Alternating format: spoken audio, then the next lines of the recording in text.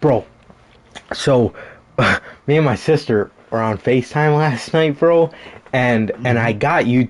She added me to her family plan because she had YouTube Premium. Bro, this shit's been creeping me out all day. Like, cause I'll shut my phone off and the video will keep playing, and I'm like, I'm like, who the fuck is that talking, bro? Yeah, bro, it's been tripping me out. I'm dead. Bruh. Yeah, we Man. were talking about splitting YouTube TV because the YouTube TV is the only thing that has all three wrestling channels. So that Oh, was really? like, Nice. yeah. So I was like, well, I mean, if I was gonna get anything, and then she ended up telling me she had YouTube Premium, and I was like, and I was listening to it, and I shut my phone off or I shut my iPad off. It happened like 3 times a day, and the fucking video kept playing. I'm like, who the fuck is that talking? It's creepy, bro. My god, I'm dead. It's Oh, very. I almost used the wrong image to post on Instagram. That would have been bad. I would have gave away the announcement. It's Yeah, alright, nothing bro. happened.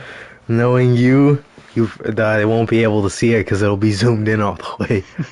Did it really? Oh man. Did that Uh, shit once, bruh. I think once. Pretty sure it was only once. that was twice. I remember.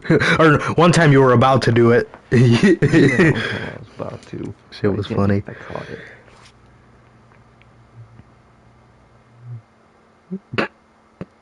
It'll be all zoomed in and shit. I'm dead.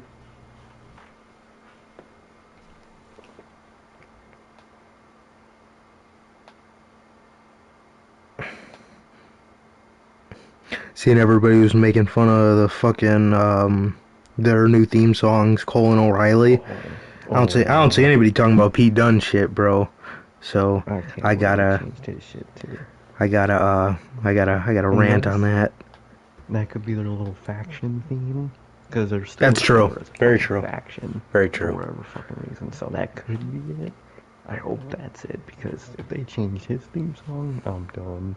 Dude, wasn't he feuding against them like while he was like in British Strong Style at one point? He literally, yeah, I remember that. They hated each other.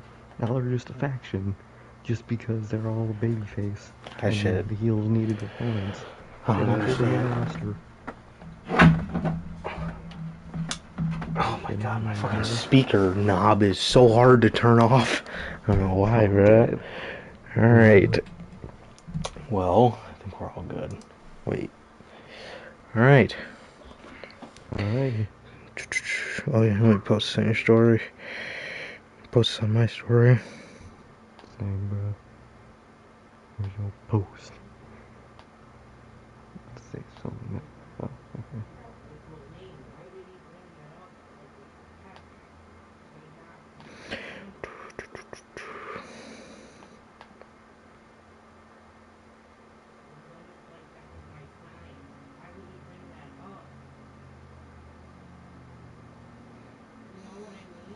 Oh.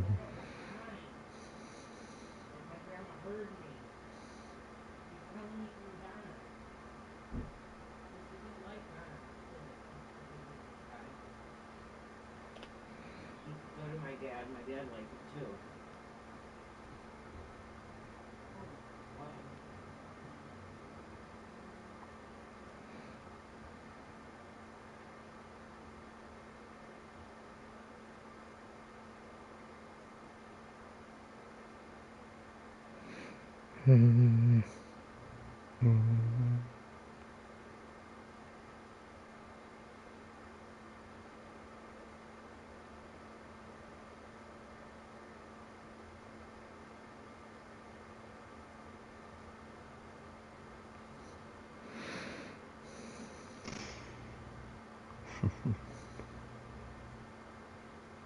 Alright. Let's see.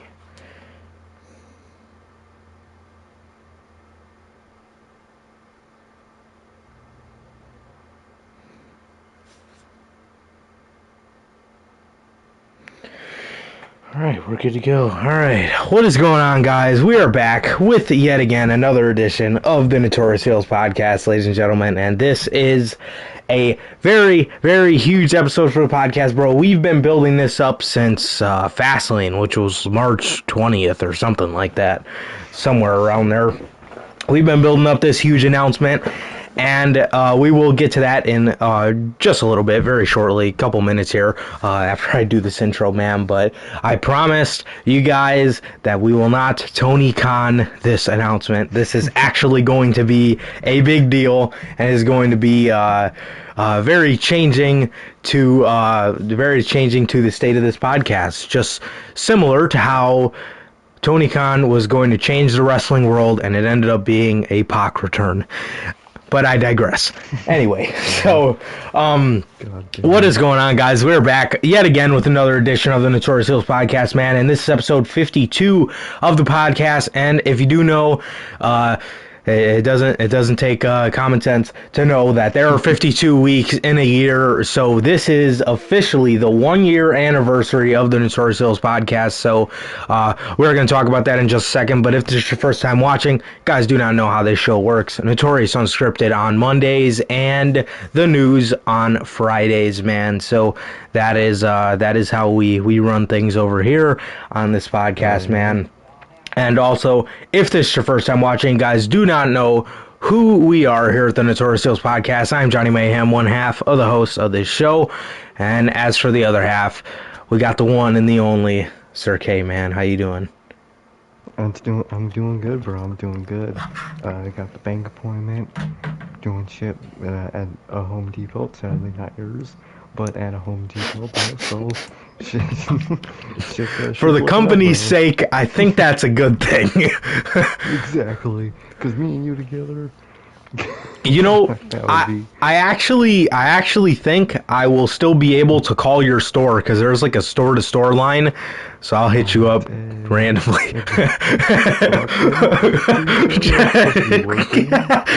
Just chilling on the phone. What's up, bro? Customer comes up, just hold on, bro. I'm talking here. My God, but yeah, bro. I mean, shit's been looking good lately, so I'm just excited all around, especially for tonight, man. I'm not excited for tomorrow night and the next night just because of WrestleMania, but tonight I'm excited for the show. Can't wait for you guys to know what this is, but other than that, bro, it's normal, bro. I'm just chilling, bro. But what about you, bro? How have you been? Yeah, man, I've been good. Just hung out today. I was helping my cousin out. He had some serious car problems. His wheel fell off. So, yeah, but luckily he was right in front of the house, so needed nothing crazy. But other than that, the highlight of my day was definitely not SmackDown. Let's touch base on that first. The highlight of my day was the movie app that I use. I found out had one of my favorite shows when I was a kid, so I watched an episode of that, and that show is Deadliest Warrior, bro. So I was watching Deadliest Warrior today, and just because I've been on a Mafia kick, I only got time to watch one episode, and that was the Mafia versus the Yakuza, and that was a kick-ass episode. I love that show. I used to watch that so much so that the history teacher that everybody hated my 6th grade year of middle school liked me because I was very informed, and she would laugh at me because I knew more than her. I digress. Anyway, but yeah, other than that, I mean, and then SmackDown. So it was that episode sucked.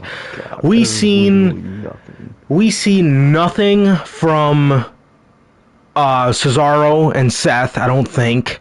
We got more teases from Becky today than we did anything building to that feud. We got like a little video package where they were talking about Cesaro. Oh, there was like there was, I don't know if you probably caught this, but that like Seth Rollins advertisement, and it was clearly him talking. It was real goofy. God, that shit was so lame. He was like, the arena is going to be filled with a bunch of Seth Rollins' friends. And he was like, this was not paid by Seth Rollins, and this was not This has nothing to do with Seth Rollins, and they were talking about how Cesaro's never had a one-on-one match at Mania and all this stuff. So, yeah, there was that. This shit is just trash.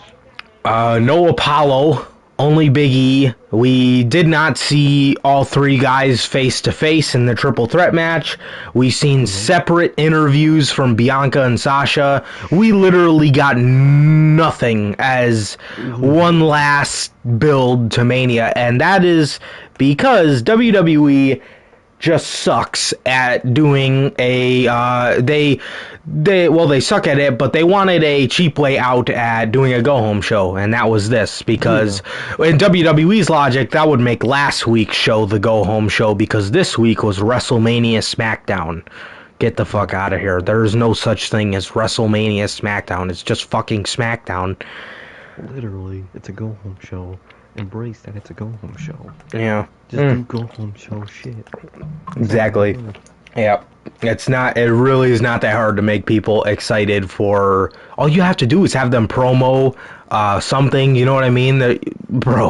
Something, you know what I mean? Like I said, we didn't even see Apollo on SmackDown tonight, so and obviously they did the same kind of shit on Raw with Randy and Bray. We got a lousy fucking promo package. Like, that's all you got for the go-home show? That's all you got to make me excited for this match? Come on now. And the show was pre-taped, so they can do some shit if they want. Right, Especially yeah. with the female on Raw. Yep. They could have done so much shit on Monday. Uh-huh. They just didn't. My God. Yeah. Terrible at go-home shows.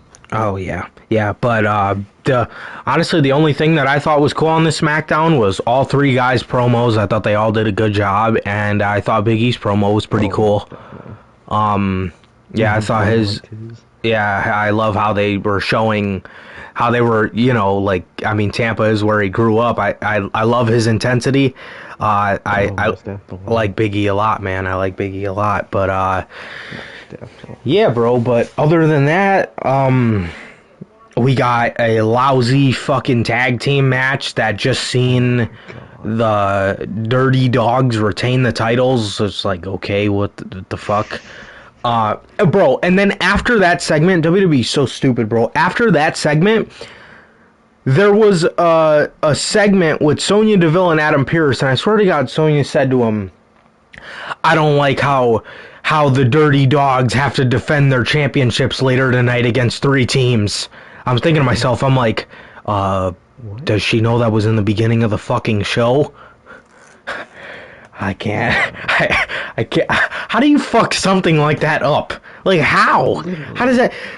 Oh, man. She literally said, she said, I disagree that the Dirty Dogs have to defend their championships later tonight against three teams. Like, bitch, you do know that was the open to the show, right? And then we got, and I was telling you this just before, this is the last thing I gotta say about SmackDown, but I was telling you this before we came on here. While they were doing the Andre the Giant Memorial Battle Royal, first of all, the first thing I noticed, why are T-Bar and Mace still in Retribution gear and the leader has moved on? That don't make any sense. I think Slapjack was out there too, so anyway, but so we got that, and I was reminded that Baron Corbin actually won the Andre the Giant Memorial Battle Royal in 2016. I fucking completely forgot about that. And then that drifted my mind even further to the fact, because I was thinking to myself, what a fucking dog shit group of people that have won, aside from like three, in my opinion, three that have been like, okay, like that's a good winner. Obviously, they didn't go on to do anything, but like decent people. Obviously, that being Cesaro, Matt Hardy, and this might be an unpopular opinion, but Big Show, only because of the comparison to him and Andre. I thought it was fitting for him to win it. Obviously, people for the longest time thought that was his fucking dad. So, but aside from that, bro, listen to this list. So we get Cesaro, we get Big Show, we get Baron Corbin, then we get Mojo Rawley, then Matt Hardy, then Braun fucking Strowman, and on this episode, main event, Jey Uso. And he didn't even give a shit 10 seconds afterwards. He was just chilling with Roman. He didn't give a fuck. He was just chilling. I was literally about to say, surprised Braun never won it. And it turns out he did. I just forgot. Yeah, when he eliminated Colin Jost and Michael Che. Oh my god, yeah. Oh, God. Oh, man. Horrible, man. But is there anything you got to say about this episode of Trash Down? Trash Down. I can't fucking stand this show. Bro, this show fucking sucks, bro. Literally, besides the main event shit, what happened? There were interviews separately with like everybody. I was like, man, they're not even defending the tag belts on Mania for the SmackDown tag belts.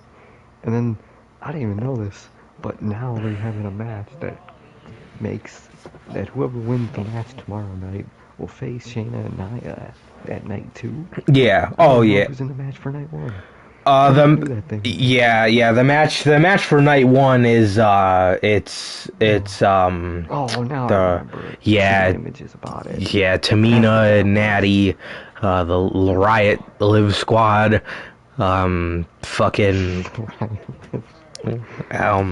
who else is in that fucking match? I can tell you who's in that fucking match. Lana and Naomi and Mandy Rose and Dana Brooke. Great job on Mandy Rose. Somebody who's got a lot of promise. Good fucking job. With her, bro. God damn. But yeah, bro, this show was dog shit. I mean, besides the main event shit, who cared? The end of the show with a promo. Bro, what? This show just fucking sucks, man. They couldn't end with anything else. They couldn't have done anything. Just a promo. My God, you would think one of the people, Edge being the crazy sadistic heel, would attack them or something. Right. But I guess not. It just ended with the promo, bro. SmackDown sucks every week, and this week is definitely no different. This is probably one of the most boring episodes of SmackDown I've ever, bro. Literally half the time I was not even in my room. I was fucking grabbing food. I was fucking doing shit. I was not paying attention to the show at all, bro. My God. Yeah, man. So, was that all you had to say on SmackDown? Oh yeah, I'm good. All right, man. So, So before we get on to the big announcement, I just want to give a congratulations to us, I guess, for a very, very successful year in doing this podcast, man. But obviously, we're looking for year 2 to be even more successful, bro. I just want to say thank you to anybody who's ever watched this podcast, and also I want to say thank you to you, man. I think you bring a lot to the show, obviously, and yeah, bro, you're a fantastic addition to the show, and I just want to say thanks for always bouncing ideas off of me and stuff like that, and thanks for being a great podcast co-host, man. I really couldn't ask for a better one. And we're going to keep riding, and I don't think the wheels are going to fall off like my cousin's car, man. So, that's this has been a great addition to my life. I love doing this. This is truly a passion of mine, man. And yeah, I just want to say thank you again to everybody, and I want to say thank you to you as well, bro. But just real quick, if I were to name you guys a couple of my favorite episodes off the top, bro, I gotta go with the SummerSlam review, and I gotta go with what was the second edition of Notorious Unscripted, where we're talking about AEW's mid-card, and any episodes, which is a lot of them, where me and you were just going hard on AEW's women's division, bro. So those are some of my... Oh, also, I cannot forget this one. It was actually from this episode, this past Unscripted. got to be one of the funniest rants I've ever heard Sir K go on. It's very hard trying not to laugh. But yeah, just off the top, those are some of my favorites. But again, thank you to everybody who's ever watched, and thank you to you as well, bro. So, yeah, man. Hell yeah, bro. Same here, bro. I can't believe it's been a fucking year we've been doing this. I remember in your room coming up with names and logos and whatnot. It's crazy how far we've come, bro. But hey, man, lots of change. We went from just doing basically mostly fantasy booking type shit to being where we are now, bro. So it's been crazy, bro. Can't believe it's been a year. Been a great co-host, bro. Couldn't ask for anybody else, and we aren't going for anybody else. The show has just been amazing, bro. It's fucking thankfully it was there during Corona, man. Cause my God, imagine watching that product without our podcast. And nothing to look forward to on Fridays or Mondays. I literally would have never watched it in 2020 if it wasn't for our podcast, bro. So yeah, man, it's been a year, bro. Can't believe it. Many more to come, bro. But some of my favorite moments are basically the same as yours, bro. I love that mid-car rant we did on fucking AEW's mid-car division. Any rant we do on Cody Rhodes is fucking hilarious and true. Any on AEW's women's division, any on NXT and its current state. So many, bro. Literally, so many fucking great memories of just takeover reviews. I'm looking at our catalog, just all out review, fucking all this shit. All at SummerSlam especially, bro. We were pissed, loved it, bro. The classic line years, from the Limitless champ to the Limited champ. Love it, bro. Some great ass memories, bro, and there's gonna be so many more to come, bro. So it's been a year, bro, and I just can't wait for more, bro. But hell yeah, I just can't wait. Yeah, man. Yeah, for sure, bro. And with that being said, man, without any further ado, it is time for the big announcement, ladies and gentlemen. And the big announcement is hold on, goddamn, let me start this matchup, bro. This fucking game. This game's got an agenda. Before we talk about what we're gonna do, I'm looking at old, I didn't know our first unscripted thumbnails look like that. I don't know how I remember them looking like that. Oh yeah, bro, that logo was crazy. The logo was not it. That's yeah, there was no brick background. That's weird. Yeah, I tried to make it look cartoony. I tried to make it look very cartoony. Hit the logo. Right, but yeah, but the logo's like cartoony in its own way. It's cartoony, but it not as bad as that looked. That looked horrible. That's why I put it behind that brick background, because I couldn't fucking stand to look at it. That started at episode 18. Yeah. Shit. Yeah, bro. That's nuts. Yeah, dude. I feel like we've been doing it for how long? Yeah. So we'll talk a little bit more on the podcast right after this announcement, man. But without any further ado, it is with great pleasure that I get to announce that starting tomorrow, for the WrestleMania Night 1 review, and Night 2 as well, and for the rest of time, the Notorious Sales podcast is going to be moving to Facecam, man. The Notorious Sales podcast is going to be moving to a Facecam format. With that being said, you will be able to see me and Sir K twice a fucking week from tomorrow and on out, man. So I am super excited to announce that, bro. Also, I would like to announce that we are going to be remodeling the channel. So I made not a new logo, but I refreshed the logo. Remastered it. Yeah, remastered the logo, man. All new thumbnails, a different thumbnail for Unscripted. You're not going to see the same thumbnail format for everything. The news will still have a similar style thumbnail, but we did manage to freshen that up, and it looks absolutely fantastic, and I cannot wait to share that with you guys next Friday. We have a new unscripted thumbnail, which is very, very fucking clean. I love it. And that will be being debuted on Monday. And we also are having specific thumbnails for shows like tomorrow. So if you guys don't know, Revolution, Double or Nothing, All Out, and Full Gear, along with Rumble, Mania, Money in the Bank, SummerSlam, and Survivor Series will have a all new look to the thumbnail as well. So you're not going to be seeing pretty much the same thumbnail for every single show, but the thumbnails are a lot better quality, man, and they are made by yours truly, and I'm very proud of them.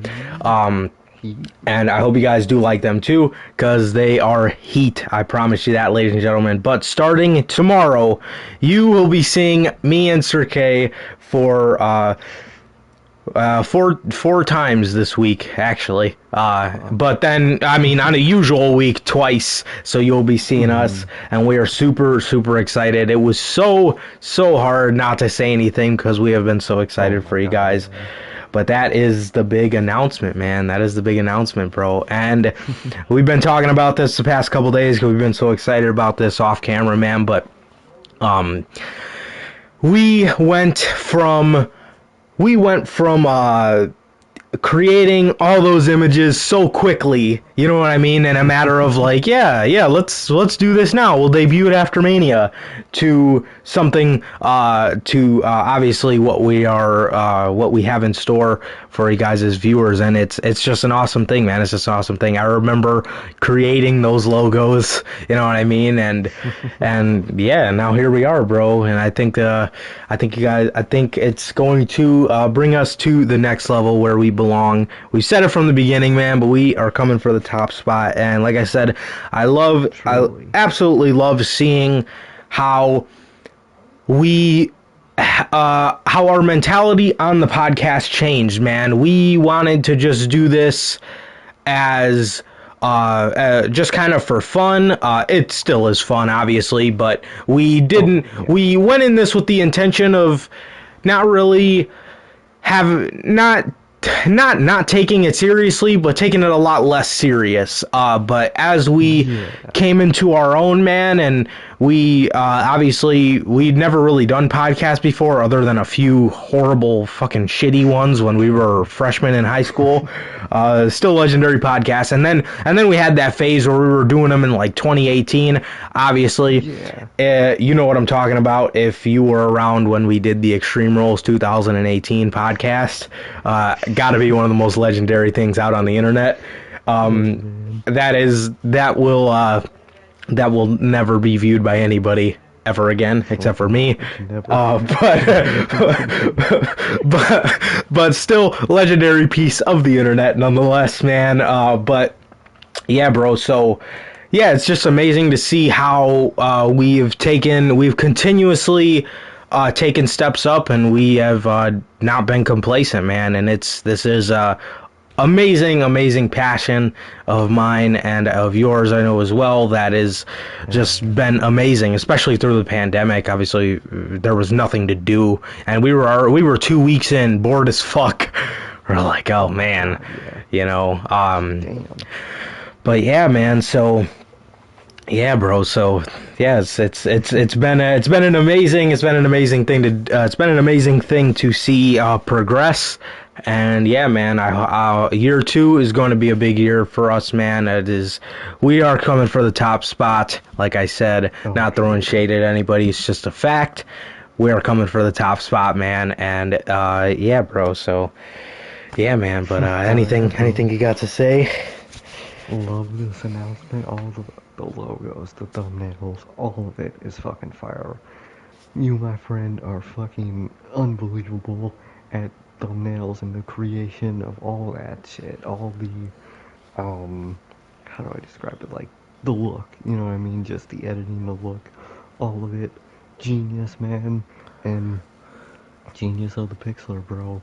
It's fucking amazing, bro. And I can't wait for you guys to see it, and I can't wait for you guys to see us. It's gonna be a big change. We went from playing Call of Duty Yeah, earlier to yep. talk about whatever the fuck we were talking about. And then, Cause I fucking like ass at Call of oh Duty. my god, me too, bro. I would have people text me and they're like, "Yo, why are you so bad at Call of Duty?" I'm like, "That's Damn. not it, bruh." But Yeah. and then we went through that phase where we were literally having to cut the episodes in half because 2K20 application would close. Oh my god. That Fucking shit was horrible so game. bad.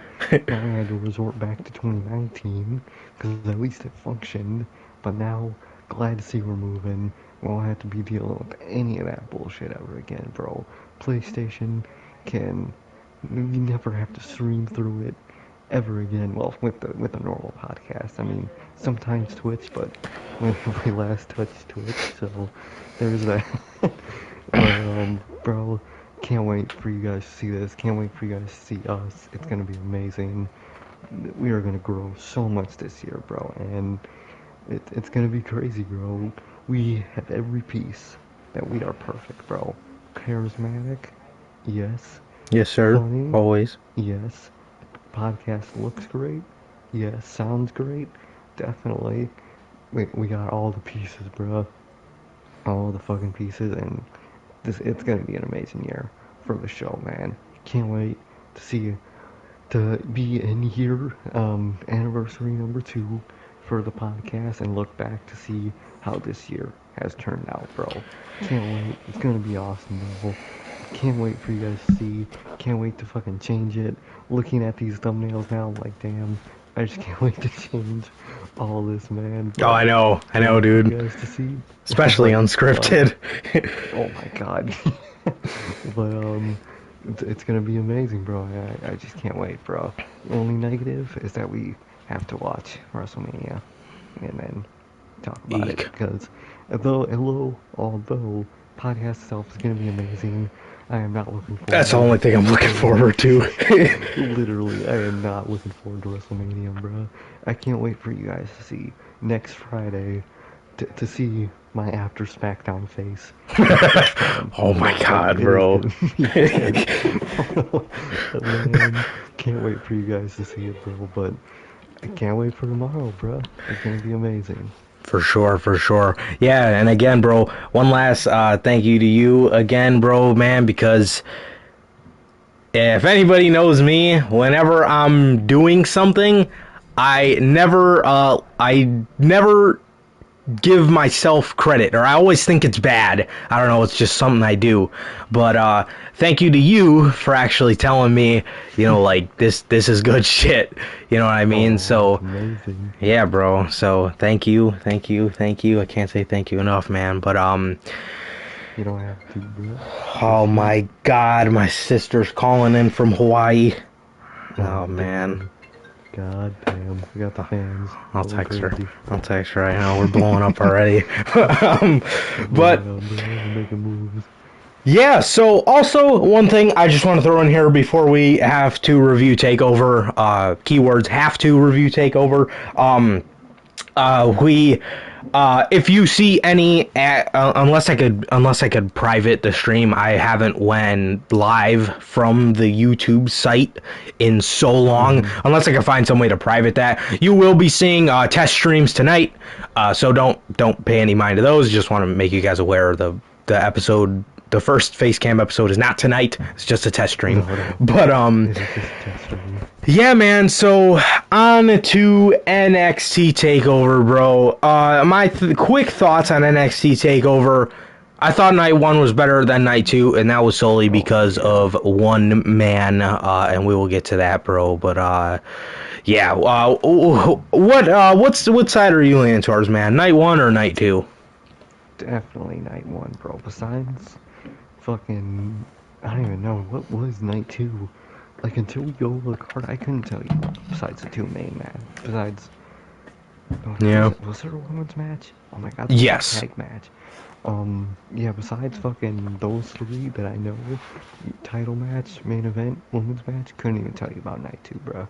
Night 2 was so lackluster and so lame in every way, bro. Night 1, It was good, bro. I mean, for what I watched, it was good. Hmm. I can't believe I'm saying this. For being a casual NXT viewer, that it was good. You know what I mean? But I'm definitely on that. Night one was definitely a better show.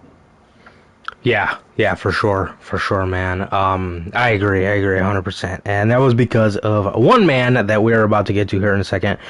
First off, just opening match, I guess. I did not watch this match. I didn't even know this took place, but Zoe Stark defeated Toni Storm in a singles match in 10 minutes. And yeah, I guess that just goes to show how Toni Storm's heel run is going so far. But yeah, man, I'm assuming you didn't watch this either. Maybe you did. I put the first night show on his background noise, the I gotcha. pre-show, and I did see this, and I was just shocked by the fact that I was about to say Tony Khan, that Tony Storm got and Tony Khan. Yeah, I was just the fact that Tony Storm was pinned, bruh. That shocked me. Yeah, so, yeah, man, like I said, I guess that just sums up how her heel run is going so far.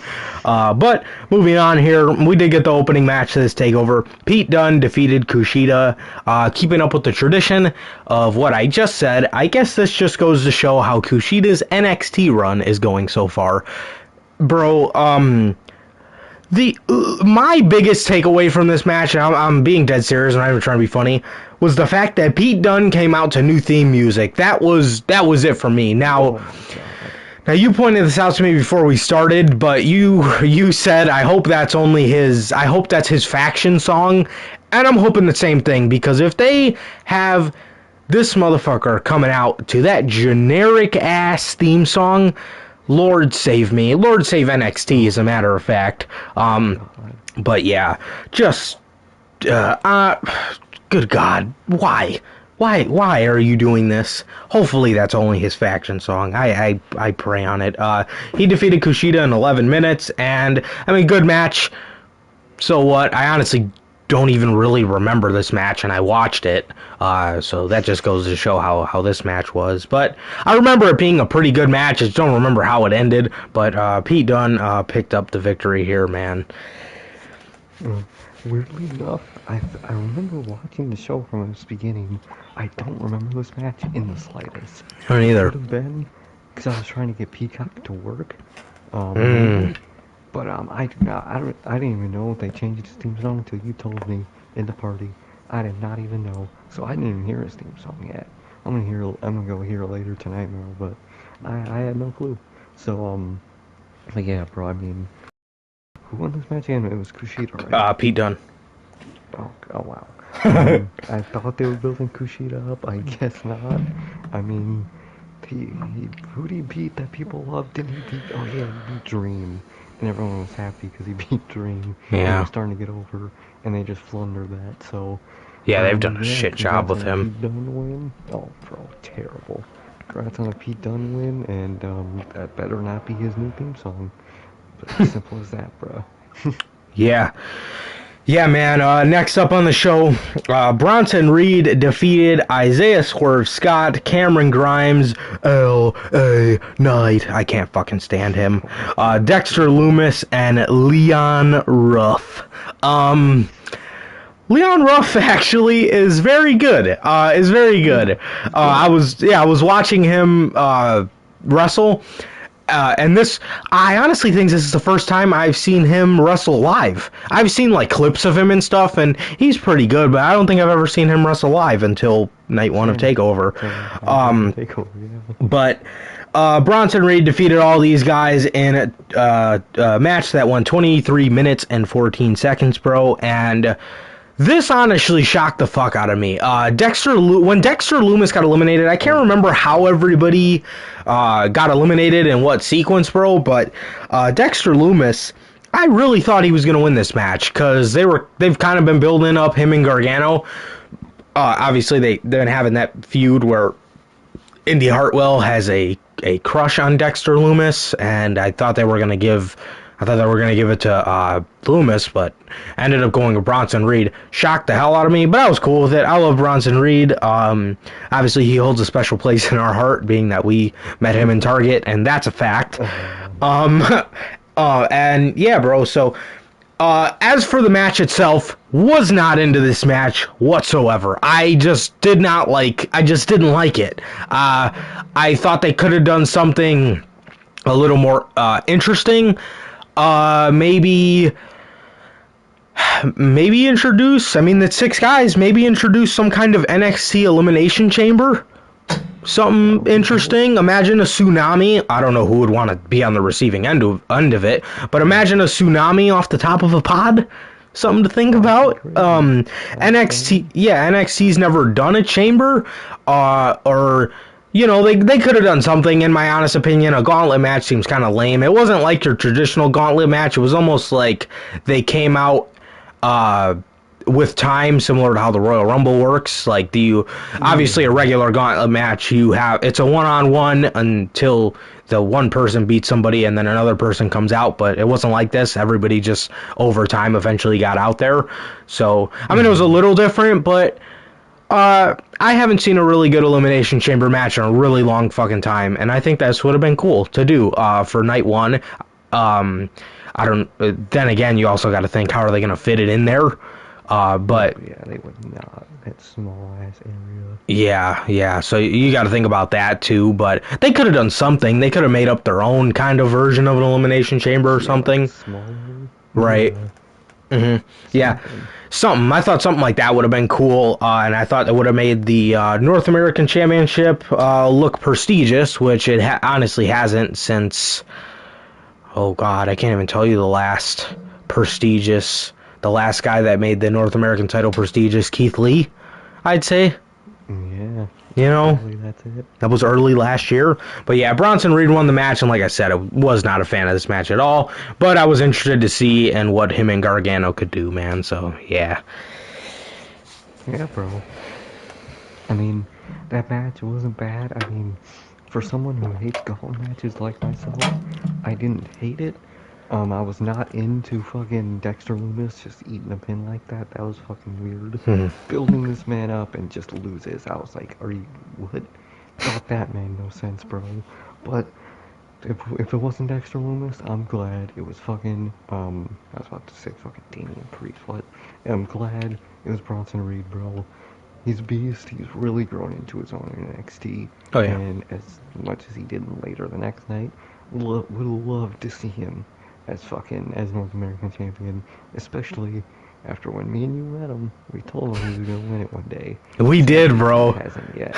I know. So, I was waiting to post that picture and be like, yo, remember when we told you? That's what I was gonna do, bro. I was gonna tweet it out, make it known, but to congratulate him. But good thing he did won that night one eliminator match, whatever the fuck it was called, the gauntlet eliminator.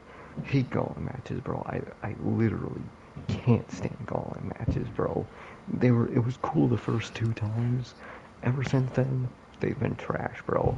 And the match wasn't bad because even though NXT isn't the same, it's still NXT. The matches itself aren't bad, but man, not into it. I'm glad they changed it up a little and done it kind of like a Royale gauntlet thing. Right. I didn't mind the changes they made, but I would not have done a gauntlet match in itself. I would have done something else, bro. So many things they could have done. Literally anything but a gauntlet match. Some type of chamber match would be cool. NXT's own version, maybe. That would be cool. But I don't know, bro. I mean, I wouldn't say do something crazy, because you'd have to make it the main event in night one. And what truly should have main evented night one was Walter and Ciampa, so can't outshine that match. But yeah, bro, Dexter Lumis randomly ate the pin. Was not into that, but I'm glad if anybody won it, it was Bronson Reed, bro. And Leon Ruff, I didn't know he was that good in the ring. Should he have randomly won that fucking title? No. But he could be a good champion one day, bro. But I'm glad. I was really glad that it was Bronson Reed. For sure, man, for sure. Next up, remember how I just told you guys that night one was huge for me because of one man? Well, that one man was none other than the ring general, Walter, bro. He faced Tommaso Ciampa, and I did not like how they were building up Tommaso Ciampa as sort of this family man who's fighting for different things nowadays, even though when he was the Blackheart, his daughter was born, so I don't know how that makes any sense. She was just super little. So I do not know how that makes a lick of sense, but whatever. This was the best part of both takeover nights. Because Walter is captivating, he commands attention, he's just fucking fantastic, he kills people, you know, like, murders them, bro. Not like Cross, not actually kills people, but, like I said, like we always say too, man, Walter is the perfect, modern day big man. He will just dissect the living fuck out of somebody in the most, like, he's one of the only wrestlers that's super slow pace that I will just be hooked. You know what I mean? Move for move. The whole match. Everything people say Orton is, that is Walter.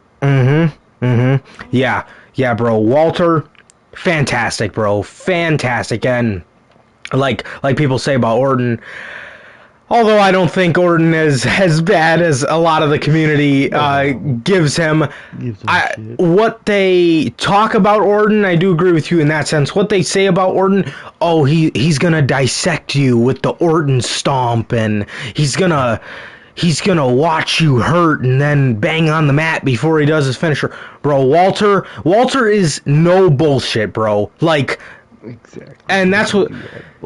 Yes, that's what I love about Walter too. All of his matches end with something different. He does not have a certain sequence. He does not, like literally every wrestler, he does not end every match in the same way. It all ends by what will get the job done and not by big move one. You know what I mean? Awesome, bro. Awesome match here by these guys. Love to see it. Also, another thing about Walter's matches, just knowing how WWE is, Walter's matches are heart attack inducing. Oh my god. Most of the time, this guy's in the ring, I'm about to have a heart attack thinking that he is going to lose the championship. And I don't want that day to come because honestly, still to this day, nobody can beat Walter. Like, nobody's been as good as he is for as long as he has been. And I was saying this the other day. I know this probably is going to be an unpopular opinion, but all the wrestlers from the UK, in the world, in my honest opinion, in the whole world, all the wrestlers in the UK, I believe Walter is the best. I really do believe that. I believe that Walter is the best out of... all these guys, bro. Sheamus, Drew, Finn, God, I can't even think of any. But, I mean, well, in WWE, but outside of WWE, this may be a very unpopular opinion, but I don't really give a fuck. Will Ospreay, I would say Walter's better. Just different styles, so it's kind of hard to compare, but when you think of a match that's more captivating, in my opinion, it's Walter, and that's not a dig on Ospreay. Obviously, everybody makes a bunch of, flip jokes with him and stuff like that, because of Orton, what Orton said about the flip and dive and stuff like that. I think Ospreay's fantastic, but I think Walter's matches are way more captivating, and I think he commands way more attention. And then if you look in AEW, who the fuck is from the UK? Pac. I mean, you look at guys like that, I think Walter's better than all of them, and that's my honest opinion. I think he represents, in this era, what a dominant modern champion is, and I think he is the best, and that's my honest opinion, bro. I've been singing Walter's praises since we were marking out for him on 4 hours of sleep fucking 2 Januaries ago. 3 Januaries ago. You know what I mean? We've been singing his praises ever since then, and he's lived up to the hype. Walter is fantastic. Walter had the best match on TakeOver, my honest opinion, and I think he is the best of the UK wrestlers. Nobody's ready to beat Walter. He is the king of NXT, in my honest opinion, man. True, bro. Yeah, bro, I mean, that should have been the main event of fucking night one. If anything, Without a if I doubt. was choosing it, should have been the main event of night two. You know what I mean? But we don't get all our way. Should have been at least the main event of night one, and it was like the third match on the fucking card. Makes no goddamn sense, bro. I mean, this match was absolutely amazing, and Walter, that is all people talked about that whole night was just Walter. Like, how do you... It's Walter, bro. Literally the best champion this company's had since 2018 Tommaso Ciampa. Like, those are the two best champions that this company has had in, like, the past fucking 10 plus years. Or Walter. And Walter's is unbelievable, bro. Longest reigning champ in the modern era. Gladly, I mean, sadly, it's not like the fucking 80s where you could have fucking 5-year reigns with no problem. But, at this point, I probably wouldn't mind a 5-year Walter reign. The way he's going, nobody can beat Walter, bro. And I was on the edge of my seat that whole fucking match saying they better not have Ciampa fucking win this thing. And gladly, they did not. They did it perfectly. Walter won. Perfect, bro. Love the match. Walter, nobody can beat him anytime soon, bro. I literally can't think of anybody, not even from the indies, that could come over and beat Walter, bro. Who can? Literally, who the fuck can? Nobody can beat Walter. His match is brutal, captivating, all of it, bro. That match with Dragunov has to be one of the most, in the good way, cringeworthy matches I've ever seen. I was fucking clenching my teeth that whole goddamn match, and it was fucking amazing. And best part is, no one was injured. It's not fucking Kyle. Yeah, look at that. Finn Balor where they just get injured for no reason. That match was one of the fucking most brutal matches I've ever seen. Not one soul got hurt, bruh. Come on, bro. And I was just thinking, we thought Brock and Daniel Bryan was an excruciating match. Oh, bro, that was bad. That was bad. That was a terrifying match to watch, bro. Oh my god. But, yeah, bro, this match should have been the main event. But they did do the right thing. Walter won, he retained, and he's gonna keep going on to hold that thing, hopefully, for another year, bro. And until someone comes along that can realistically beat him, he shouldn't fucking lose that thing, bro. But that's my thoughts on the match. Should have been the fucking main event. Goddamn. Yeah, man, for sure. Next up, bro, we have. Oh, yeah. By the way, that match went 17 minutes, and in 17 minutes they did everything right. They did in 17 minutes. They had a better match than a 40-minute main event on night 2. Just saying. Next up, MSK, Wesley, and Ash Carter defeated the Grizzled Young Veterans, James Drake and Zach Gibson, and Legado del Fantasma, Raul Mendoza, and Joaquin Phoenix, Joaquin Wild, whatever the fucking guy's name is. Oh my god, could you imagine JR saying his name? Joaquin Wild. Wild. Wheeler. JR and his W's. Yeah, the guy's really got a thing for W's now that I think about it. Mr. WWE Champion. Kenny Omega. The fuck? The belt collector. How do you fuck that up? How do you do that? That would have been funny if he said WWF champion. God, that would have been hilarious. Yeah, but MSK takes the gold here from nobody, as the championships were vacant. And MSK, like I said, won the gold here in a match that went 15 minutes and 24 seconds. And this match was good for what it was, bro. I liked it. Obviously, the teams in here are fantastic. It's just, these are literally the Grizzled Young Veterans, and MSK is all NXT has to its name, because they haven't used Eichner and Bartel since they lost the belts, which I would have loved to see them with Walter. I'm still upset about that. Oh yeah. They haven't used Eichner and Bartel, which is one of the best tag teams they have. Two is just not the same as they were in 2018. They just aren't that cool underdog. I mean, they're still great in the ring, but they just worked way better as just an underdog workhorse tag team. Just like that a lot, my opinion. But yeah, they need to start hitting up. They need to start hitting up AEW for trades. They really do. They should trade AEW a Tony Storm and a couple other pieces for like Butcher and Blade or something to fucking spice things up around there. Yeah, get Matt Hardy away from all these fucking tag teams. This guy, Jesus. This guy's got a fucking new tag team, this new random tag team on his payroll every week. But yeah, MSK takes the gold here. Good for them, bro. Good for them. It sucks that they're already irrelevant, but it is what it is. What do you expect when you're in the NXT tag team division in 2021? But I digress. That's their fault. That's completely their fault. And yeah, bro. So, I mean, they got the gold. As to who they will face, it was. We'll get to that. Their first contenders were determined in night 2 of the pre-show for TakeOver, which just makes me so excited for this year of tag team wrestling in 2021.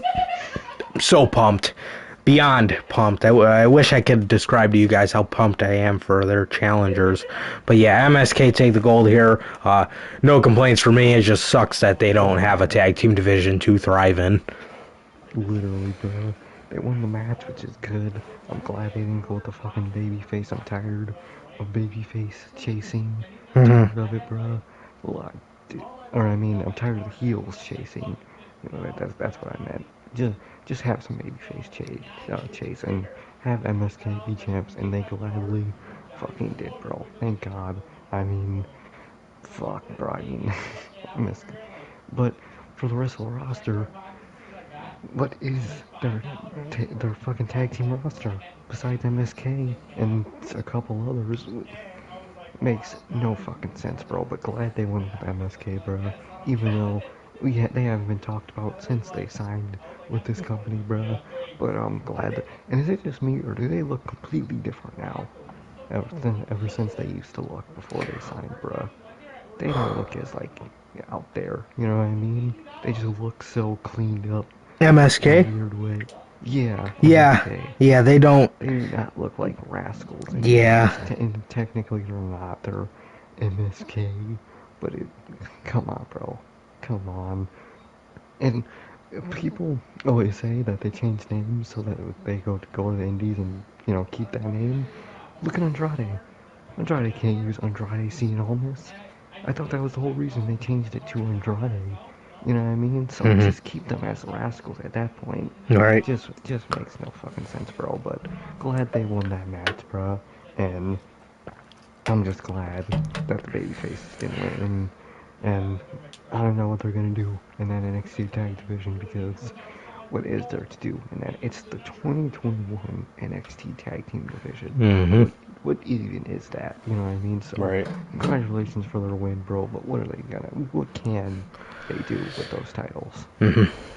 Yeah, for sure, bro. And as we talk about the main event here, I will say, bro, a lot of these matches on this takeover, they were good matches, but a lot of them, other than Walter and Ciampa, did not have much meaning whatsoever.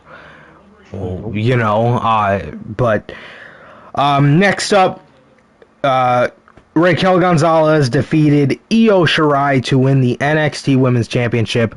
Real question is, will we see Io on Friday or Monday? That's my question. I think it's coming, bro. I really do. Yeah, right. AEW. Yeah, good match here. It was surprisingly very quick. I was Yeah, surprised with how quick it was. And now that I'm looking here, it was actually, other than the opener, it was the shortest match on the show, and it was the main event. Other than Pete Dunne and Kushida, it was the shortest match. This match went 13 minutes. Uh, so, kind of shocking, and it kind of shocked me. I was watching it, how quick it was. I thought the match was pretty good. Yeah, man, no complaints for me. Rick, the only complaint for me is that Io Shirai, I honestly think is most likely going to the main roster. That's my only complaint. But other than that, Raquel Gonzalez is the new NXT champ, the NXT Women's champ, and yeah, I'm excited to see what she could do with the title. The thing is about Io, I get why they took the belt off her, bro. She literally has faced everybody there is to face. I So get it, man. I get why they did it, and I'm excited to see a new, fresh reign from Raquel Gonzalez, who's been a breakout star. Yeah, bro. Yeah, good stuff. Good stuff here. From night one of NXT, man. Good stuff. Yeah. Yeah, bro. The main event wasn't bad, bro. I mean, shouldn't have been the main event, especially with the amount of time it had. You would think that a little longer and better match, as in Champion Walter would be the better main event, but I guess, bruh. Guess this was the main event, but match wasn't bad. Ran quick as hell, man. That did not feel like a main event, but match wasn't bad. And I mean, it's probably good that they took her off EO because, like you said, who is she gonna face after this? You know what I mean? Because Candice is in the tag division. Fucking all the, I don't even know who else is in that fucking women's division. Um, but yeah, yeah, bro. Congrats to Raquel Gonzalez, and I hope she has a good run, bro. But for EO, she's doing It's time. she. Well, whatever. Hopefully, she goes to whatever show Charlotte is not on. Yeah, right. Whatever SmackDown. Because as long, yeah. Wait, I didn't. I think she'll go to Aren't they Smack. moving her to? Uh, Moving Charlotte to SmackDown though. it I w- wonder if they're still doing that. Yeah, it was a rumor. Hopefully not. Okay. Hopefully not. But if she's not, hopefully she goes to SmackDown. Io and Bianca can be a great match. A great, reference to NXT, even though they'll probably reference NXT once in their feud. Knowing this company, they'll fucking side mention it, which makes no sense. Hate when they fucking do that, but yeah, bro, I mean, this was the main event. Wasn't a bad match. Wouldn't have been my main event, but I didn't hate it, bro. But night one wasn't bad. Better than night two, man. But congratulations to Raquel Gonzalez, and good for her to get to main event. Technically, main event a takeover. Yeah, man. Yeah, so moving on to night two. Remember how I told you that MSK's first challengers have emerged? Well, their first challengers are none other than Killian Dane and Drake Maverick, as they defeated Tyler Breeze and Fandango Breezango in 8 minutes and 30 seconds. So, yeah, I did not watch this match. This was on the pre-show, and that's just sound. This is already getting kicked off to a legendary reign for MSK. Jesus, dude, this always happens in the NXT Tag Team division. MSK is gonna end up losing the titles because in a short period of time, because there's literally gonna be nobody else to face. It's happened with the other 40 champions we had in 2020 that held the belts. It was like, what was it? It was like Breezango, then it went on to Imperium, then it went to 1-2, then it went to, I can't even remember. There were so many NXT Tag Team Champions in the year of 2020. It's like, what the fuck? So I think that's what's going to end up happening with MSK, but I guess this is going to be their first challengers, Killian Dane and Drake Maverick. What a fucking team. Did you watch this one? I did not, and I literally just heard about it, during TakeOver. I just saw that they won, and I was like, man, that's garbage, bro. My God. So glad fucking, how do I call him for Breeze? That's what the Breezango. That's what they tried to get the name to be called. Yeah, I remember that, bro. Yeah, But Breezango, yeah, bro, good, so good that they went back down to NXT. That's such a good thing to do now. Cause look what happens when you go back down to NXT. You get beat by a team of Dane and Drake Maverick, the fool who resigned. My God. But this is definitely what he thought fucking his career in WWE would be when he resigned in a tag team with Killian Dane. My God, that shit sucks. I feel bad for MSK. This is what they're stuck with. Shit like this for however long they signed NXT. Fucking fools, bro. But it's just bad, and this is just a fucking tease of what's to come for this team. That just sucks. Yeah. Yeah, man. Moving on, the next match we got was the open of the show. It was Santos Escobar and Jordan Devlin for to crown the undisputed cruiserweight champion, and in a ladder match. Obviously, this was a pretty good match.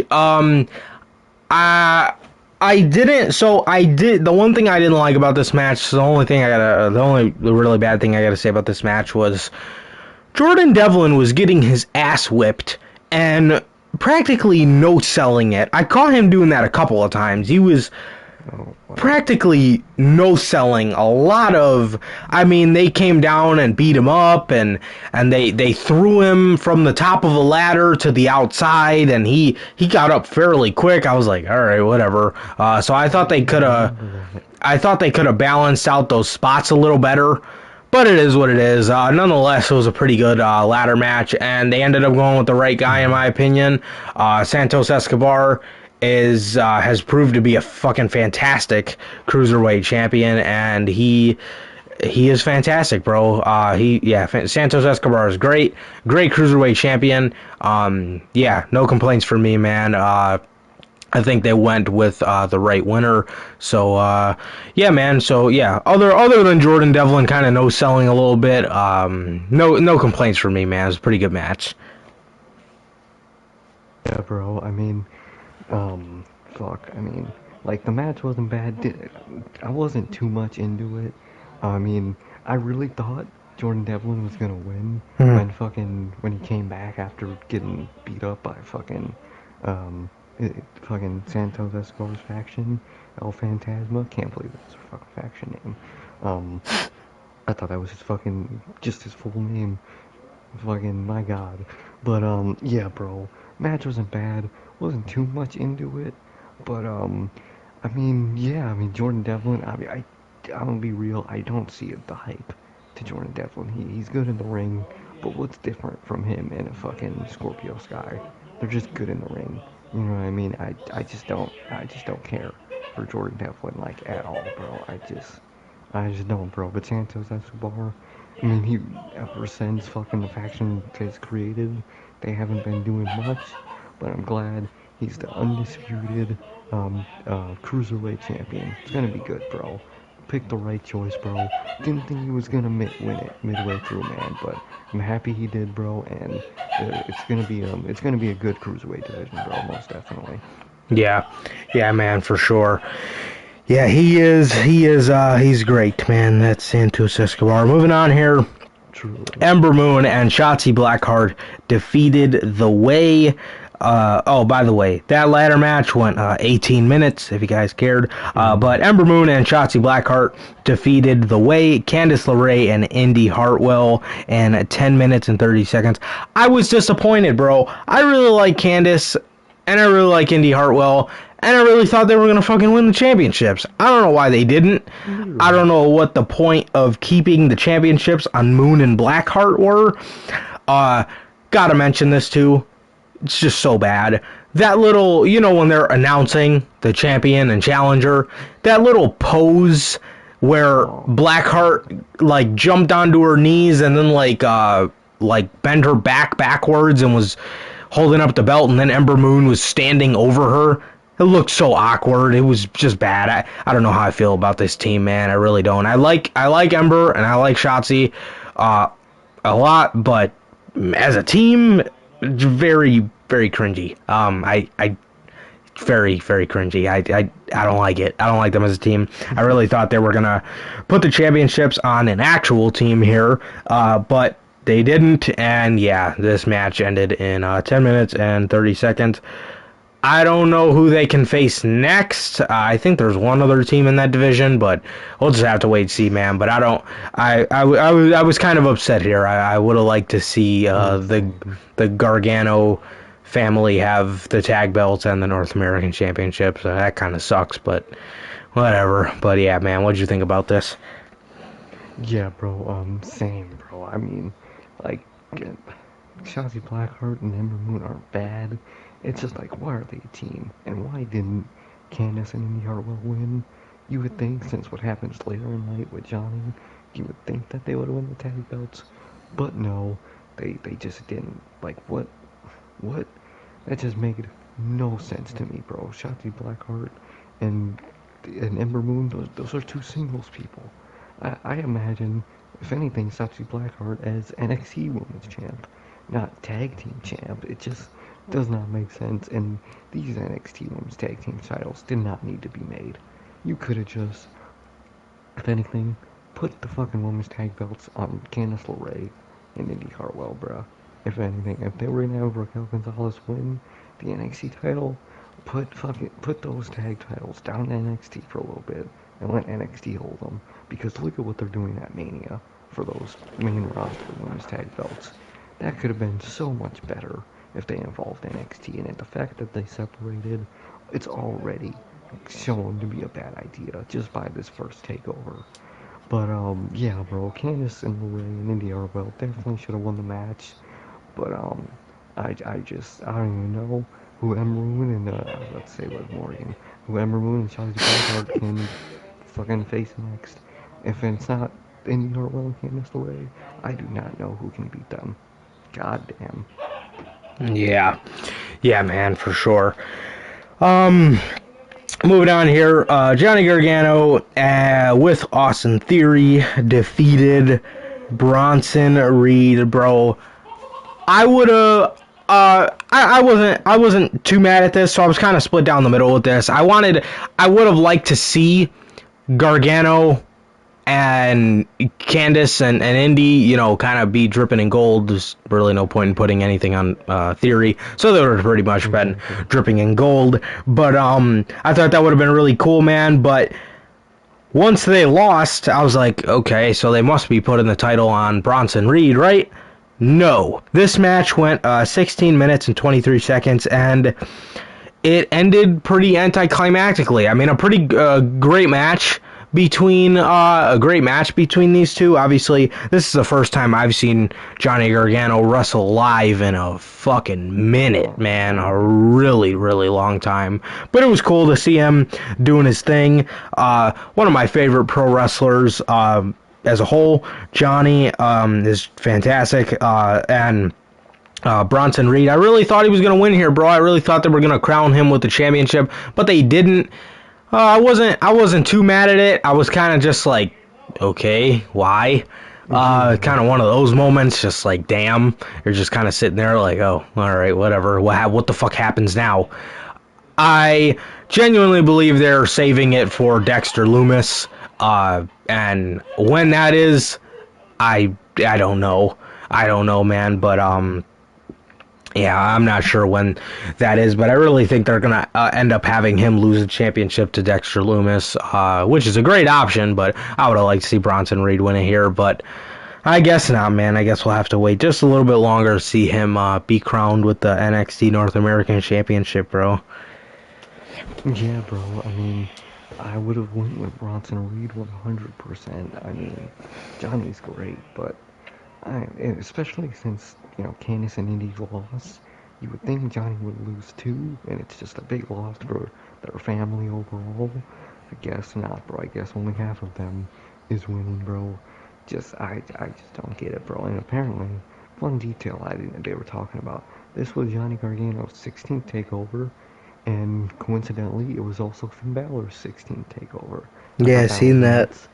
I was like, wow, it's crazy how they intertwine like that, man. But yeah, bro, I mean, I guess congrats to Johnny Gargano. not too big into like the way in this heel run, but it's still Johnny Gargano nonetheless. I would have went with Bronson Reed myself. I think he deserves that title. I think he should get that title, and I would love to see him and Loomis down the road, bro. But sadly, well, not sadly, but I think we are gonna get Gargano and Loomis with that. If Loomis is gonna win it, why not just have Loomis win on night one? This, this shit, and win last night. You would think, bro, but I guess not, bro. But Johnny Gargano won. Would have went with Bronson Reed myself. Match wasn't bad, and that's it, bro. I just would have done it definitely myself. Yeah. Yeah, man, for sure. Next up, Karrion Kross defeated Finn Balor in 17 minutes and 5 seconds. Great match. I love the match. Yeah. I loved 3/4 of the match. The ending sequence, did not like. I did not like how Finn Balor was just getting his ass kicked. I thought they could have made that a lot more climactic. I understand why they ended it like that, because Cross's character is not meant to win it in some climactic way like a Johnny. You know what I mean? He's just kind of meant to no pun intended, but he's kind of just meant to kill people. You know what I mean? Just destroy them. You know. So I could see why they ended it like that, but I thought they could have ended that way better. Finn Balor had I can't remember what it was. It's not a rear naked choke, but he had like some kind of lock on. I can never remember the name of some of these holds, but he had some lock on Karrion Kross where he had his legs wrapped around his waist, and he was holding back his arm and wrapping his hand or his arms around his head and like kind of choking him out. Kross got out of that. Finn Balor was on his back. Finn Balor was on his stomach, I mean, and Kross ended up just punching the shit out of the back of his head. He waited for Finn to get up. He does not do the cross jacket anymore, apparently. He does like this running forearm, which is like, that was kind of weird. I really like the cross jacket. It fits so well. Yeah, I don't know if maybe he can't do it because of his shoulder or something, but he could do it with the other shoulder. I mean, it's not like it has to be done with a specific shoulder, but I don't know. I missed the cross jacket. I really like that one, but I don't know what his move now is called, but he just does some running forearm, and he hit that twice on Finn, and that was it, bro. And Kross, who they were referring to as the Gladiator, ended up winning the match, and he's the new NXT champ. Where do I think goes from here? I have a very bold prediction. I genuinely believe this to happen. Finn Balor ain't going anywhere. We know that. They were playing pictures of... They played a picture, and they kept the camera on it for a really long time, of the Demon King. And I think we are going to see the Demon be brought back to NXT, which was awesome, because if you were a older fan of NXT, every takeover, so cool. So fucking cool to see the Demon. Everybody always loves seeing Finn Balor be the Demon at TakeOver, and he kind of did hint at it at this TakeOver. He had a big spray painted X on his chest, which I thought was pretty cool. But yeah, man, I think that's what's gonna happen, and I think they're gonna have Kross lose for the sole reason Vince McMahon wants Karrion Kross on the main roster. He met with Karrion Kross a couple months ago. Kross is going up, man. I don't want to hear it. And I think the perfect person to beat him, if it's not Ciampa, which would be pretty interesting, as long as it's not Family Man Ciampa. If it's Blackheart, cool Ciampa, I would like it. But if he's going against Kross, he's going to have to be babyface. So I think they're most likely going to end up making the dude a fucking Family Man Ciampa, sort of how they made him on night one. I think if it's not Ciampa, I think it'll be the Demon King, which I'm fine with either. I don't watch the fucking show anyway. But yeah, man. So yeah, that's my thoughts on the match. Yeah, bro. I mean, I like the match, bro. Karrion Kross is awesome. Not into the Gladiator nickname. They are really really struggling without Morrow with these fucking. Oh, I know, so bland. Gladiator. Oh man, bro, Morrow would have said some dope ass shit for fucking carrying across, bro. And we don't have Morrow anymore. My God, we had Vic Joseph. Oh man, but yeah, bro, that match was really good. I really thought they were panning on that picture of the fuck. I was about to say the Fiend. What the fuck? Oh no. I was, fuck, I just lost my train. Okay, they were. Oh, they're panning on the photo of the demon. Of the demon, yeah, I don't know why I kept trying to say the Fiend. Of the demon, for at one point, I was about to think he was about to come out as the fucking demon. I thought it was too. But with what you said now, I could totally see him coming back in like 2 months as in teasing the demon. Oh, it'll be SummerSlam, I think. Yeah. I don't think it'll be at In Your House. No, I hope not. My God. Oh damn! In Your House was a summer pay-per-view, wasn't it? For something special. Yep. Oh my God, that's crazy. So yeah, bro, but Karrion Kross is definitely losing it. If not by, definitely at SummerSlam. You know, in time frame, bro. Cause I mean, they want him on the main. I thought he was gonna be on the main roster fucking last summer. So I'm surprised he did. I'm surprised he wasn't called up to the main roster when he came back from injury. I'm surprised he's still in NXT, bro. So he's definitely gonna lose it. Don't know if it's gonna be the Finn. Don't know if it's gonna be the Ciampa. I don't mind as if it's Ciampa and it's 2018 level Ciampa. It should definitely be Ciampa. But at this point, I would rather take the Fiend over. Not the fuck. Why do I keep saying the fucking Fiend? I'd rather take the Demon over 2021 Ciampa, bro. As sad as that sounds, it's just how it is. You know why I keep saying the Fiend? Why? Because the Demon was the Fiend before the Fiend existed. That Right. side of you that just got evil. I don't know why I keep fucking it out, bro. God damn, I keep calling him the Fiend. But yeah, bro, Karrion Kross looked like a beast tonight. Out here murdering, quite literally, bro. Shit was awesome, bro.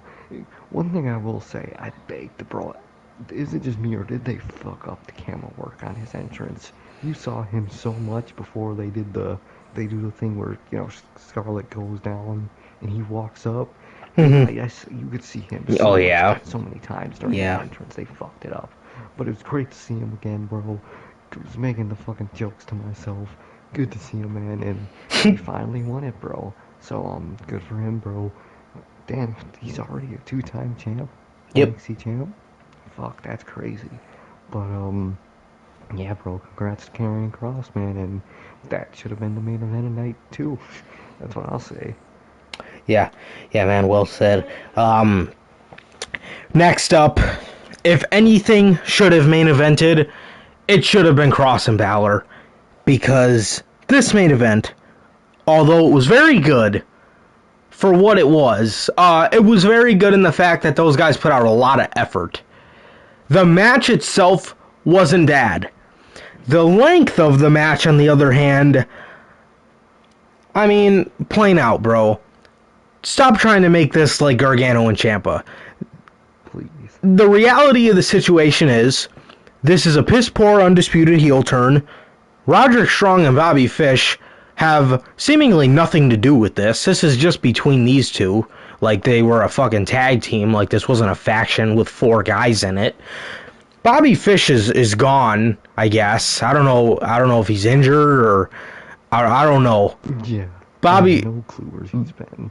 I don't remember hearing him get injured, but then again, I have not watched NXT in so long. Roderick Strong, God forbid the guy starts teaming with Cameron Grimes. I don't know why they made that shirt, but enough with this, man. I mean, this is the reality of the situation, bro. This is a piss poor undisputed heel turn.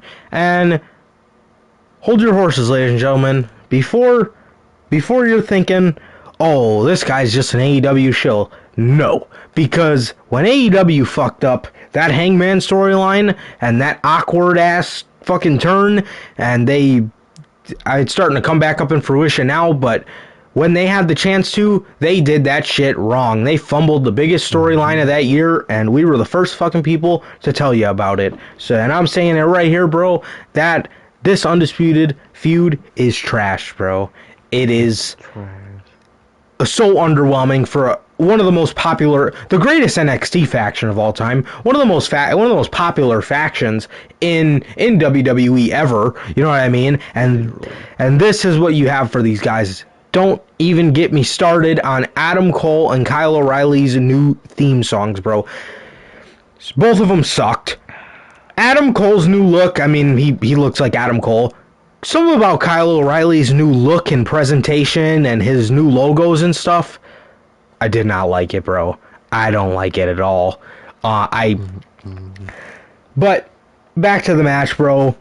This match was 40 minutes, and this match could have realistically been 20 to 25 minutes. Easy. You know what I mean?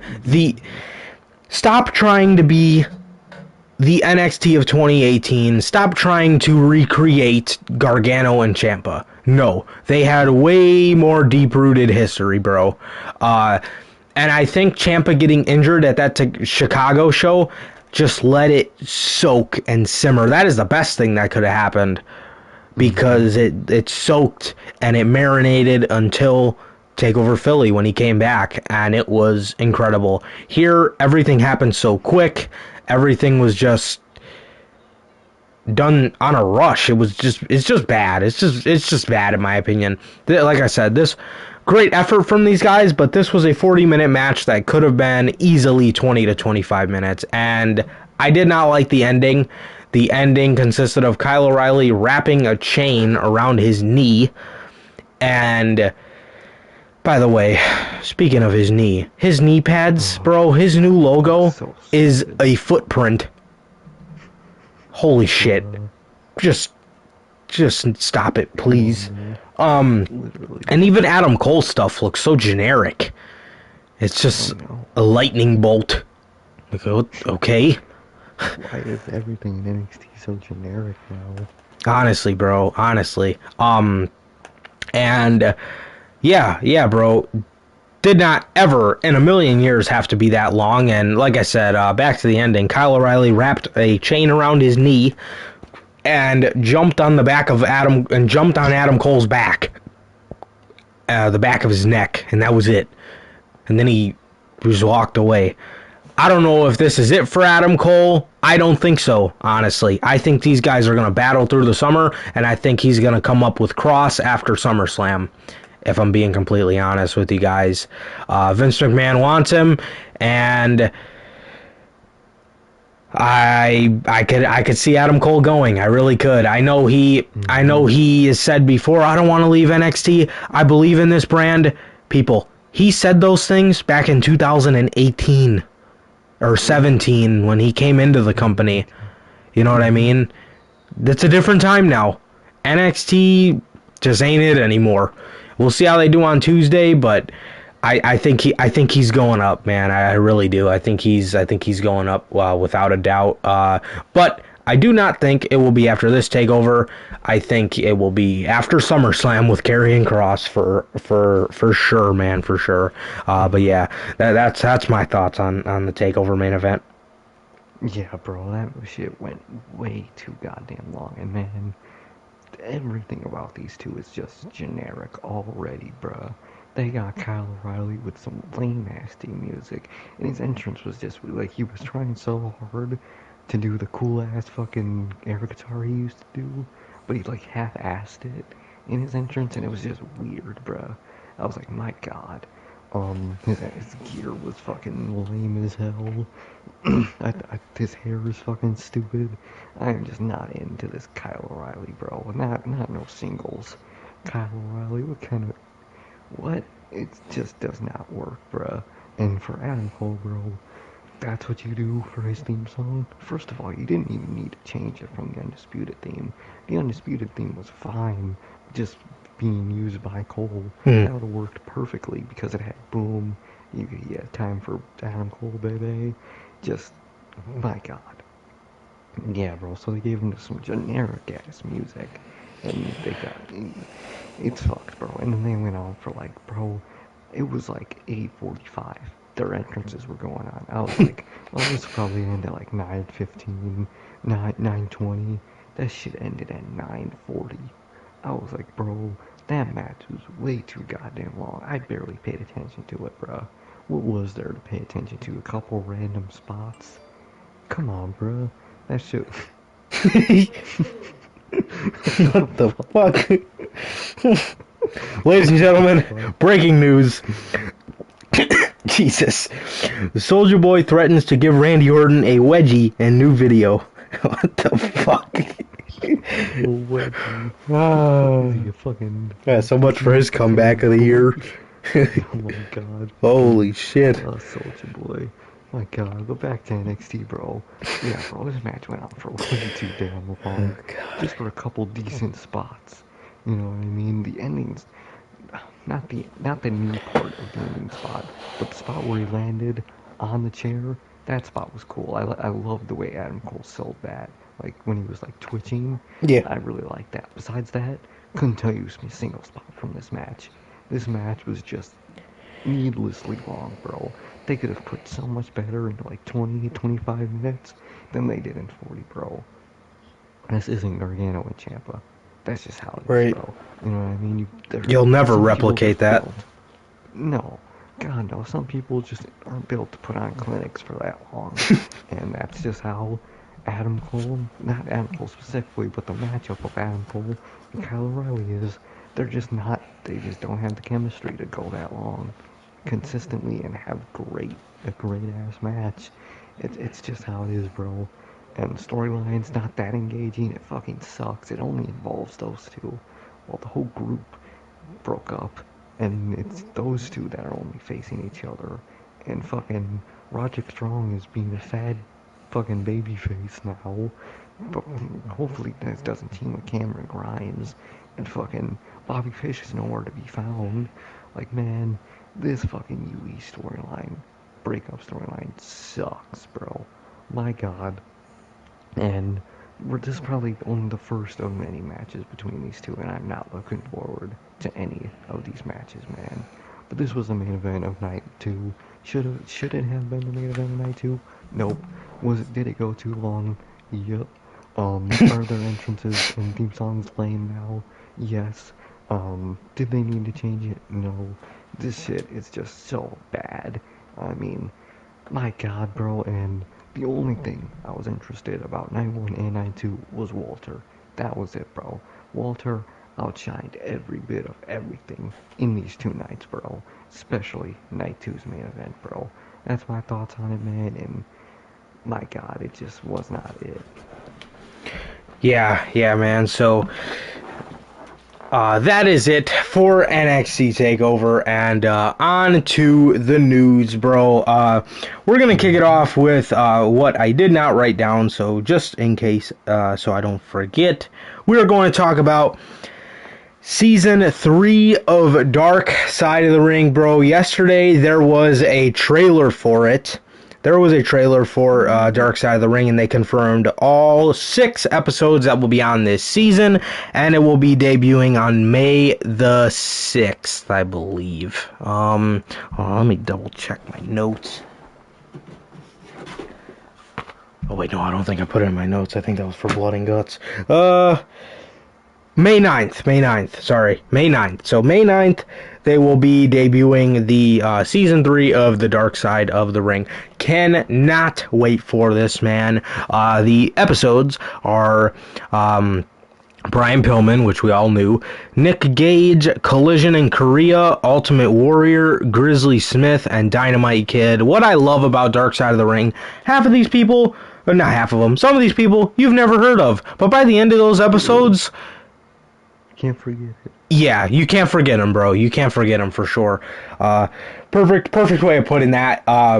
Fantastic, bro. Fantastic. Cannot wait for this. Obviously, everybody knows how much big of advocates we are for the Dark Side of the Ring. Just a great show that those guys put on, and yeah, man, I'm super excited for it. Oh, most definitely, bro. Season 3 looks good, and the fucking in the little trailer, we saw Mox talking. We Mm-hmm. saw, of course, Jericho talking. Can't wait for the season, bro. There's gonna be so much to talk about, so much to fucking see, and it's gonna go crazy, bro. Can't wait. Season 3, Dark Side of the Ring. It's gonna be amazing, bro, and I just can't wait, bro. Love it.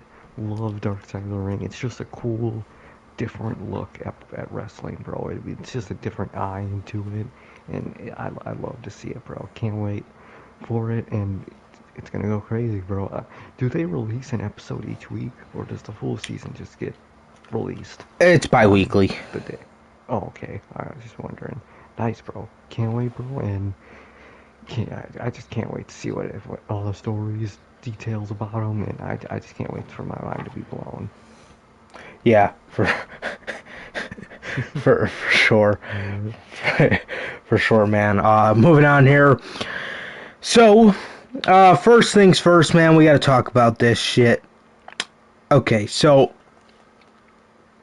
Oh, Jesus. Did I not save that? Bruh. Oh, snappers. Alright, hold on. I think I can find it really quick.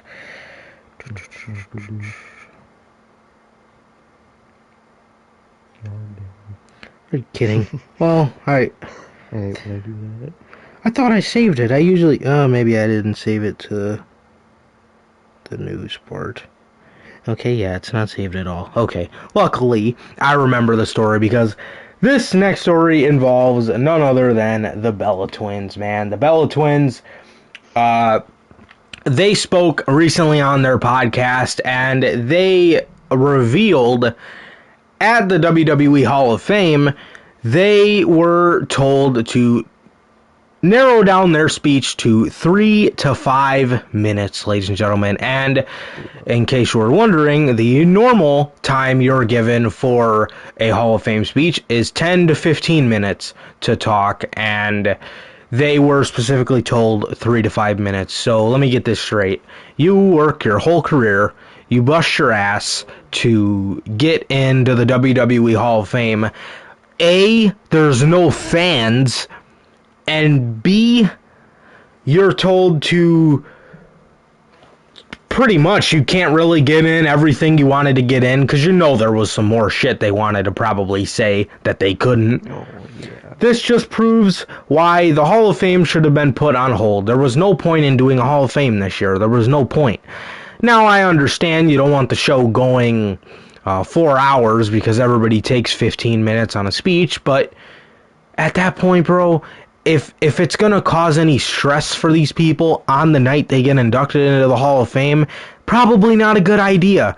Shouldn't have done it, dude. You shouldn't have done it. I feel so bad for my main man, Mayor Kane, bro. This man is a legend. A straight legend, bro. People, I'm gonna tell my kids about Kane one day. And he had to give a speech in front of nobody. Another thing. Now, no knock on who actually won the 2021 Warrior Award. I know the 2020 went to Titus, but the 2021 went to some old guy. I honestly don't know who that was, but why didn't that go to Shad? Literally, bro. Why? I mean, really? It's not like he was with cahoots with AEW or anything. He was just an indie wrestler. He left a very good legacy in WWE, bro. I'm always talking about fucking Crime Time. I love those guys. Literally. Come on, bro. That was bullshit, bro. If the 2022 does not go to Shad, fuck them, because that's bullshit, bro. That is bullshit. He left a beautiful legacy for himself, and he deserves that Warrior Award. It's the fucking least they could do. Come on now. Yeah, bro, but back to this Bella Twin stuff. Yeah, bro, that's bullshit. To not only the Bellas, but everybody. You know what I mean? You work, and I get, you don't, like I said, you don't want your show to be 4 or 5 hours of people speaking that long, but like I said, if the Hall of Fame night for these people involves stress, not a good idea. Not a good idea, bro. This is their night. Get the fuck out. The only thing they should be feeling is nervous, which is fine. I mean, come on, bro. Really? That's bullshit, man. That's bullshit. Literally, bro. Don't know why they were gonna give him that much time. Like, should they have been inducted? Nope. But if you are gonna be inducted, Mm. that shouldn't be the amount of time you get. Look at, like, think about Kane. Think about fucking RVD. Yep. Or exactly. Like, bro, giving them 3 to 6 minutes to talk about their whole careers. Kane's whole career cannot be summed up into 3 to 6 minutes. Now that's a motherfucker that can go on for like 20 plus minutes. You Mm-hmm. know what I mean? Because he did so much in his career. But nope. And my thing is, what are they doing this for? Like, it's not like they have a crowd that wants to go home the next night for Mania. What? You don't even have a fucking. You have Takeover the next night, and their people aren't even gonna physically be there. If there was like fucking what? Fucking 50 people in Takeover crowd? Who cares? Half of them, they probably weren't even in the fucking Hall of Fame. I thought they reused faces for the Thunderdome for the I guess not. Hall of Fame because it was pre-taped, so they had to have. Oh They yeah, that's taped it right. like fucking a couple days before, so like you had all the time in the world to give these guys so much time to speak, especially the Canes and RPDs, bro. I would feel disrespected if I was given 3 to 6 minutes to rejoice my whole career in that time, bro. Man, Batista is the only smart dude in this whole thing, bro. Right. Fucking because no fans, and we all thought it was because no fans. It was probably also because of the time frame he was given to give his speech. You know what I mean? Probably. That's probably the realest reason why he fucking didn't, come to this fucking one. And it don't make sense, bro. Why would you? You can't sum up your career with 3 to 6 minutes. Shit ain't right, bro. Feel bad for Kane and RVD, bro. And that's just, uh, man, that's just disrespectful, bro. I don't know why they did it, and I don't know how you do that. Yeah, for sure, bro, for sure. Next up, we got some news on Paige, man. Oh, I guess Mox is at another GCW show, facing off Oh, with really? somebody. Yeah. Oh, shit. Well, I Um, mean, it could be. You think it's their live event tonight? AEW? They had their live event tonight. it doesn't look like it. No, Oh, there's a lot alright of then. there's a lot of people there. So, oh yeah, I see light tubes. Yeah, that's GCW. Yep. Gotcha. um. Yeah, man, we got some news on Paige, bro. She recently spoke on Renee Paquette's Oral Sessions podcast. Um, and, man, I will say, well, A, that podcast is very good. B, she's been getting a lot of good people, man. I got a lot of episodes to watch, Literally. bro. I'm waiting for Unrestricted to get more good people on there. There hasn't been... I mean, there hasn't been interesting people on there. I don't understand why they don't get... I'm waiting for the Acclaim to be put on there. I really want to know how they got, like, started and stuff like that. But, yeah, True. I would say it's about time again to start doing the rounds with having people make second appearances. You know what I mean? Because so much changes, especially for guys like the Bucks. But, yeah, Oral Sessions has been having a lot of really good people on there as of recent. I got a lot of episodes to watch, but she's been doing a great job.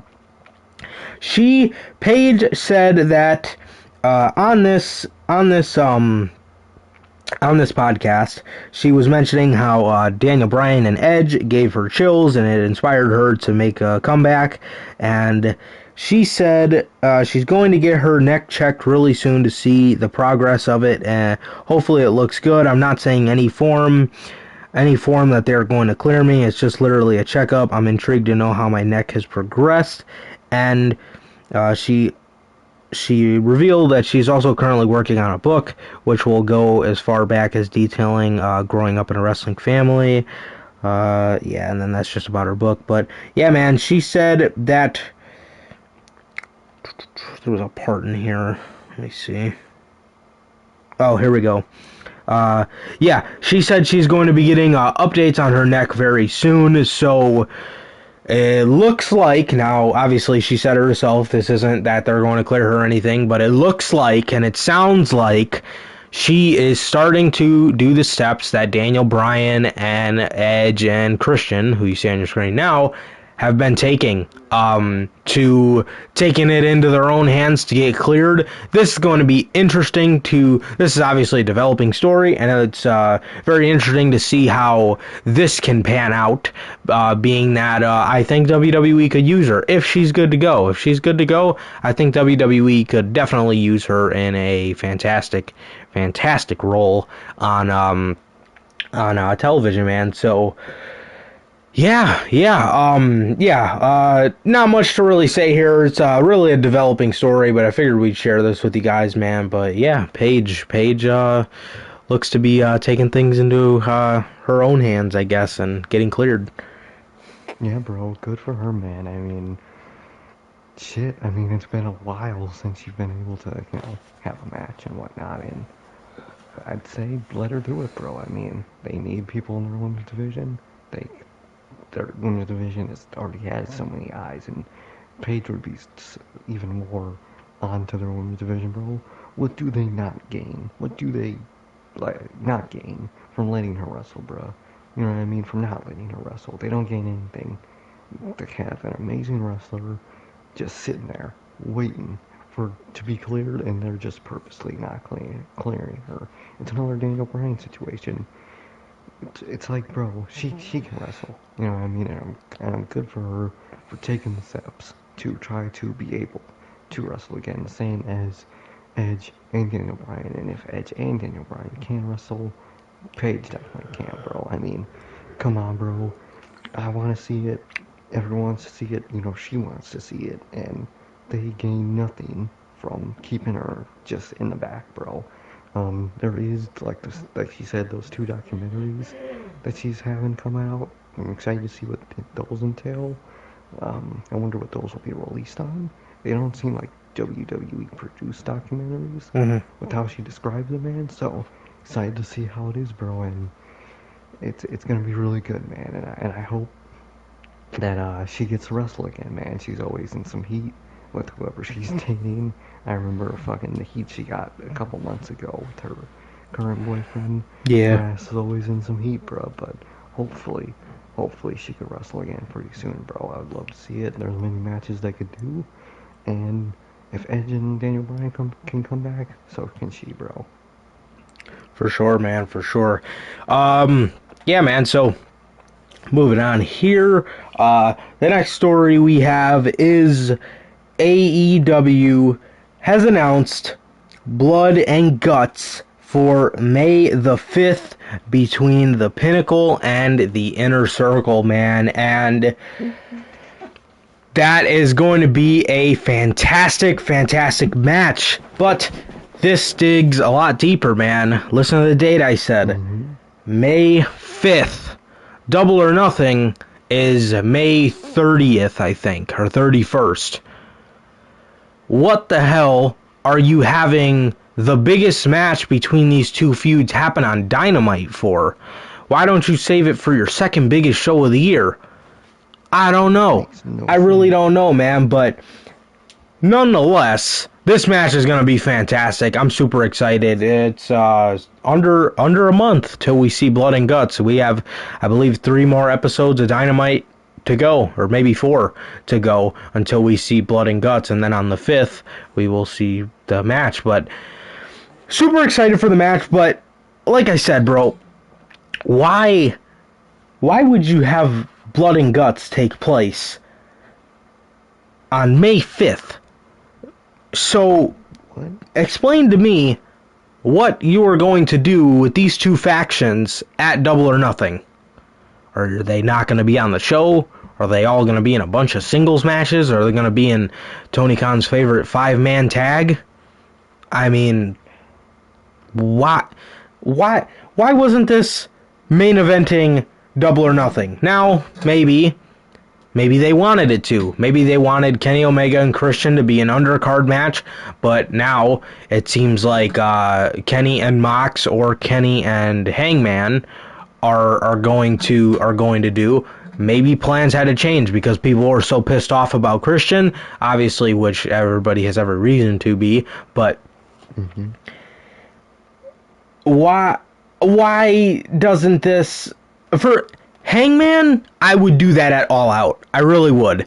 I would let the summer marinate to get him back with the Bucks and get him, kind of out of the Dark Order. He's basically in the fucking faction by now, but we need to get him out of that role, and we need to start getting him ready to be back with the Bucks.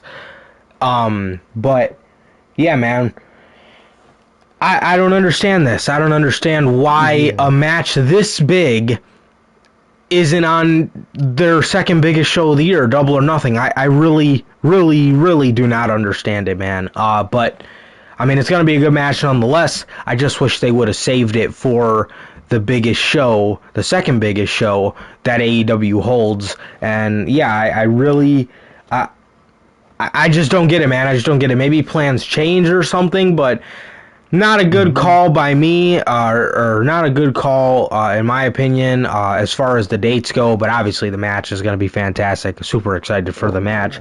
But yeah, man, I don't know. I don't get it, man. I really don't get it. But what do you think about this, man? Yeah, man. I mean, love that it's happening, but the date is just all fucking wrong. Why isn't it on Double or Nothing, bro? I mean, I get AEW are the type to not want to put a match that isn't the world title match in their main event. I can totally see them just not ever doing that. But, like, bro, sometimes, if it's a blood and guts, that can main event, bro. This doesn't always have to be the fucking main event is the world title match, bro. Sometimes it's just not the biggest match on the card, and that's just how it is. It's like how Cody Rhodes thinks for fucking the mid-card division. Sometimes people are just mid-carders, and sometimes the world title just doesn't need to be in the main event. Should it be most of the time? Yeah. Does it have to be every time? No. So, I think that's a big reason to why they're not doing it at fucking Double or Nothing. But it's still dumb. It still makes no fucking sense, bro. At that point, why are you doing Christian and Kenny if it's gonna actually be the main event of fucking Double or Nothing? That's not a main event. I don't want to see that shit as a main event of a AEW pay-per-view. I don't want it. Just no, bro. Blood and Guts should be the main event of Double or Nothing. It should be on Double or Nothing, bro. What are they gonna do on a fucking episode of Dynamite that they can't do better on their whole pay-per-view? And after Revolution, they need some redemption shit on their pay-per-view, bro. Blood and Guts is a reason to pay $50 for a pay-per-view. Right. That's what they gotta realize. Yeah, you don't There give has shit to like be that a away for reason. free. Exactly, you can't do that.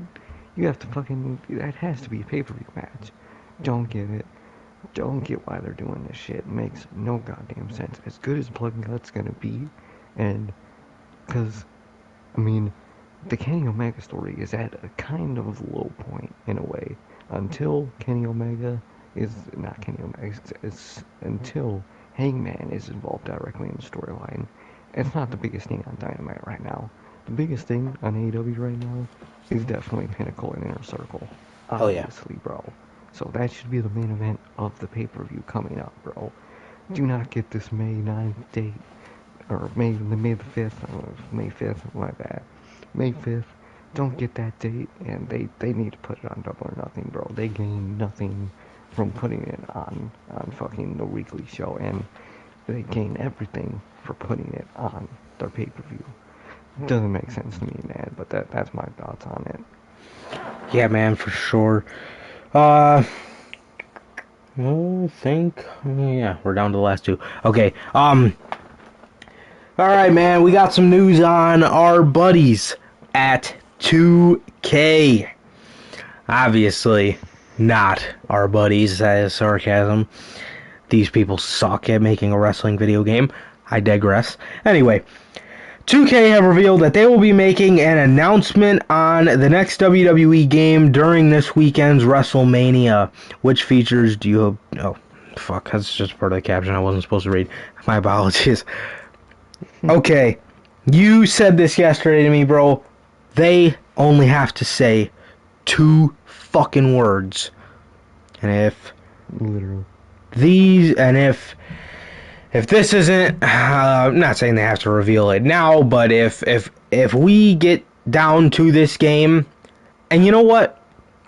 All the 2K games come out in like the end of summer, beginning of fall. Why don't we have these games come out a little earlier? You know what I mean? Yeah. You know what I mean? Why don't we have these games come out in like the summer? You know what I mean? No sports games come out in the summer. They always come out around the same time. Fuck. I don't think they'll change it up. What I would like to see though, instead of October, because that is so freaking late in the year, I would like to see them come out with a game around the same time they come out with like NBA 2K, so like August, early September, not late October. Like what the that's trash. And I know it's not under 2K, but EA comes out with Madden at around like the beginning of August, I believe. So like they need to put it around that range. I don't like how everybody's got these new games around the year. They got NBA 2K22, they got Madden 22, and we're still stuck with WWE 2K21 until late October. You know what I mean? It's just trash. It's just trash. I hate it. But if they were smart, they would announce that obviously they're coming out with a game and it's going to include GM mode. I think that would make the hype at an all-time high, and obviously a release date for the game. But I don't think they're going to do that. Plain and simple. I don't think they're going to announce GM mode. I think if they do, they will do it throughout the summer. But yeah, for sure, man. But I mean, we'll just have to wait and see what it is. But I'm excited to see what it is. And yeah, if they don't have, I swear to God, bro, if they don't have GM mode, and we already know AEW's game isn't gonna have a GM mode, bro. I've about had it with these wrestling games, man. I mean, I'll get the AEW game to see how it is, but honestly, that announcement, yeah, but that announcement of no GM mode for AEW really turned me off heavy to the game. I hope they have a mode like it. You know what I mean? Because nobody's gonna hang on to your general manager mode mobile game. I mean, no, that doesn't make up. We want to see it on a fucking console game. I mean, come on, aren't you people supposed to be up-tuned with the video game industry and what people want? Yeah. Come on now, But anyway, back to 2K. If AEW's game does not have it and 2K's does not have it, I'm done. I'm done with 2K. Nope. No more for me, bro. If they have GM mode, I will get the game because I want to play against you in GM mode, and I want to have fun on a wrestling game. Excuse me, you know. Exactly. But yeah, man, I think it'll be fun, but they have to do it. The 2 years they took off was not just for graphics and the movement of the game, because it was fine. Not in 20, but I mean, the graphics are fine. The movement or the gameplay in 19 and 20 now, since it's all patched up, is fine. There's nothing wrong with that. You don't have to fix anything about that. What you need to fix is your game modes, bro. Get rid of the childish My Career. Get rid of it. Just don't even, bro. They need somebody completely new to take over the writing for whoever the fuck writes that My Career, bro, because that My Career is so fucking childish, it's not even funny. Oh my god, it's so bad.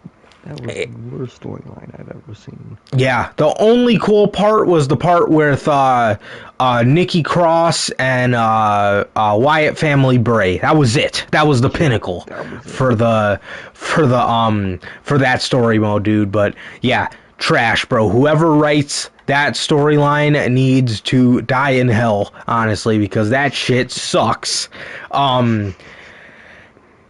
Absolutely horrendous, bro. Absolutely horrendous. Make something fucking cool, bro. Have your guys start out on the indies and actually everything doesn't let the character have some freedom. Not everything needs to be a part of the storyline. And the fact, bro, you do not need.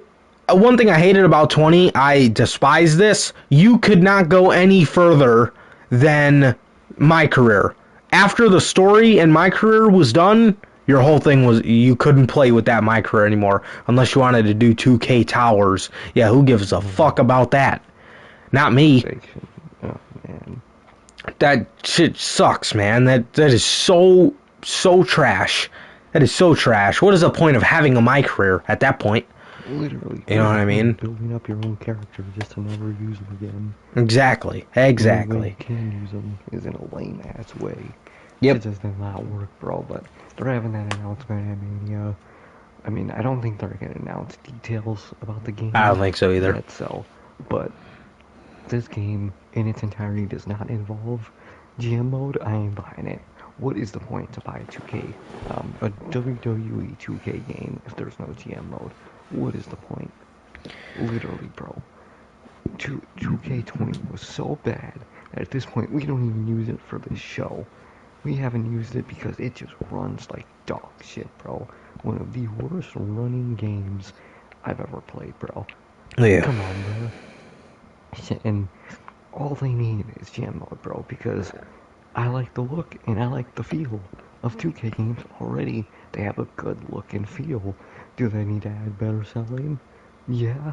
I would like some other customized shit. Their creation suite's pretty good. They have that going for them. All they need is shit to do, bro. That's all they need in their games. And GM mode is the perfect thing for them to do. It's literally that simple. One thing they could add also is create an entrance, like a more refined version, and create a finisher. That's something they need to add, bro. I love the create a finisher idea. Just doing some crazy ass shit as a finisher, that would be awesome. But what they really need, all they only truly need in this fucking game, is GM mode. But no matter what is in this game, who are we gonna play as? What is this roster gonna? Me and you've been saying this for how long? What is this roster gonna be? No FTR, no Andrade, no Vega, no fucking half of the fucking roster. Half of the 2K20 roster will not be in 2K21. And a decent amount of these people are new. Bro, there's gonna be no tag teams. We're gonna have an individual Otis and Tucker. We're gonna have an individual fucking... so many people. Otis and fucker. Did I say fucker? No. Oh, I was just laughing about that shit. Bruh. But bro, who are we gonna play as in that game? Even if we have GM mode, that's the real fucking thing, man. This game, especially if there's no GM mode, this game is doomed from the start. God damn, at this point, even if there is a GM mode, WWE doomed their own game that they don't even make because of just how they treat their roster and how they arrange their roster. The roster is gonna be so bad. I'm telling you, bro. But nonetheless, I'm excited to see what they announce on Mania. I forgot what night they said they were announcing it on, but can't wait to see, bro. Can't wait to see. For sure, man. For sure. Yeah, and then as for the final story on this show, man, WWE President Nick Khan dropped a very big tease while talking about what's to come for WWE. He name-dropped Becky Lynch and confirmed that she will return in the in the not too distant future. And this guy said the same thing about Ronda Rousey. He said Ronda is going to be coming back at a certain point in time. No shit, buddy. Yeah, he said Becky Lynch just had her first baby. She'll be coming back at a certain point in time in the not too distant future. Yeah, no shit. I thought this was interesting, though. I thought this was really interesting after what Becky tweeted out or Instagrammed out today. It was a picture of her, and let me pull it up really quick. I I'm probably gonna butcher what the actual caption said, but she, okay, here it is. Nothing is, and she, all these words are single lines, so it's a line straight down. Nothing is guaranteed here, tonight, only now, eternally. Obviously, that makes no fucking sense, other than the nothing is guaranteed here. I don't know where the tonight, only now, eternally comes in. But anyway, if you look at this, going straight down, it says night one. Obviously, night one is the nights that Sasha and Bianca take place on, so who knows, man? Maybe she'll re-debut with Seth. I don't fucking know about that whatsoever. He's on night one as well. But the only other women's match that's on night one is Sasha Banks versus Bianca Belair, and that should be pretty darn interesting, man. And yes, actually, that was confirmed today. That is the main event, and Drew McIntyre versus Bobby Lashley is going to actually start the show. So, yeah, I mean, I don't know why this guy would really go out and say this. It looks like Becky's going to be coming back, obviously, a lot sooner than Ronda. So, yeah, man, I'm interested to see. I'm interested to see what happens with this. But I thought it was interesting that he even brought this up. But yeah, obviously his wording sucked. No shit, they're gonna come back. But yeah, man, yeah, not really too much to say on this. It was an interesting read for sure. I thought it was interesting how their president made sure to name drop these two specifically on I don't know, wherever he was talking, but yeah, man, yeah. Yeah, bro, I mean, crazy news. I mean, we all knew that. I mean, there was a chance that I could see Becky retiring, but she's a mark. She wouldn't want to retire this early, bro. So, in a way, it's pretty obvious. We're finally using Ronda again after, what, 2 years? At this point, she signed for 3. It's been 2 years since she's fucking been doing anything, almost. Yeah, Like, since 2019, 2 years. fuck, bruh. My god, man. But, yeah, bro, I mean, good for these two. I mean, they're big names. They're gonna be big for this women's division. There's people they could face, especially if Io goes up, but, man, I mean, I don't know, bro. I mean, it's gonna be good, man. Ronda's huge. Good to see her back. Would love to see what she could do with people that aren't Charlotte. Io, Asuka one-on-one. Fucking so many people Ronda can face. That could be a possibility, bro. And Becky, it's Becky, bro. I mean, as long as she's not doing Seth Rollins shit, which sadly I think she will. I think when she comes back, at least I don't think it'll happen initially, but I could bet you in the weeks after her return, she's gonna be doing mom jokes and acting like an idiot. I am not looking forward to when she fucking goes full mom on TV, bruh. They're gonna be calling her the mom, like you said. I'm not looking forward to any of that. But I'm looking forward to see her in herself, bro. You know what I mean? So this news is very cool. Shocking, but not shocking, if you know what I mean, man. But and Becky posted that post, and in it says night one, bro. So will we see her tomorrow night? Maybe. And if they want to pull out some crazy shit, Becky is definitely perfect person to pull out some crazy shit like that, man. But yeah, bro, I mean, congratulations to both of them, and I hope we get to see them soon. For sure, man. So now moving on to the WrestleMania predictions, man. That was it for the news. On to the WrestleMania predictions. Starting it off, Bobby Lashley versus Drew McIntyre for the WWE Championship is what is going to open night one of WrestleMania. My prediction for this match, as much as it saddens me, because I think that they are going to bury Bobby Lashley, I think it's going to go to Drew McIntyre, and he's going to get his moment, and that idea sucks, because what the fuck is he going to do after WrestleMania? I don't think Adam Cole's coming up. Karrion Kross obviously isn't coming up, so what? Oh, man, what? I don't know, man, but That's not going to be a good idea, especially if his first challenger is Braun fucking Strowman. But yeah, man. Yeah, my prediction's Drew McIntyre. Yeah, bro, I sadly have to agree on you with that, bro. I mean, Bobby Lashley should retain, especially since he doesn't have the Hurt Business anymore. But it looks like they're gonna have fucking uh, Drew McIntyre win it again at Mania, but this time in an actual crowd. Not that this year he needs it. Next year would be way better for his ass to win it again. Makes no fucking sense, bro. And what is Bobby Lashley gonna do after he loses, bro? But I think it's gonna be Drew, bro, and I'm not looking forward to that match. At least it gets done at the very beginning of Mania. Yeah, yeah, man.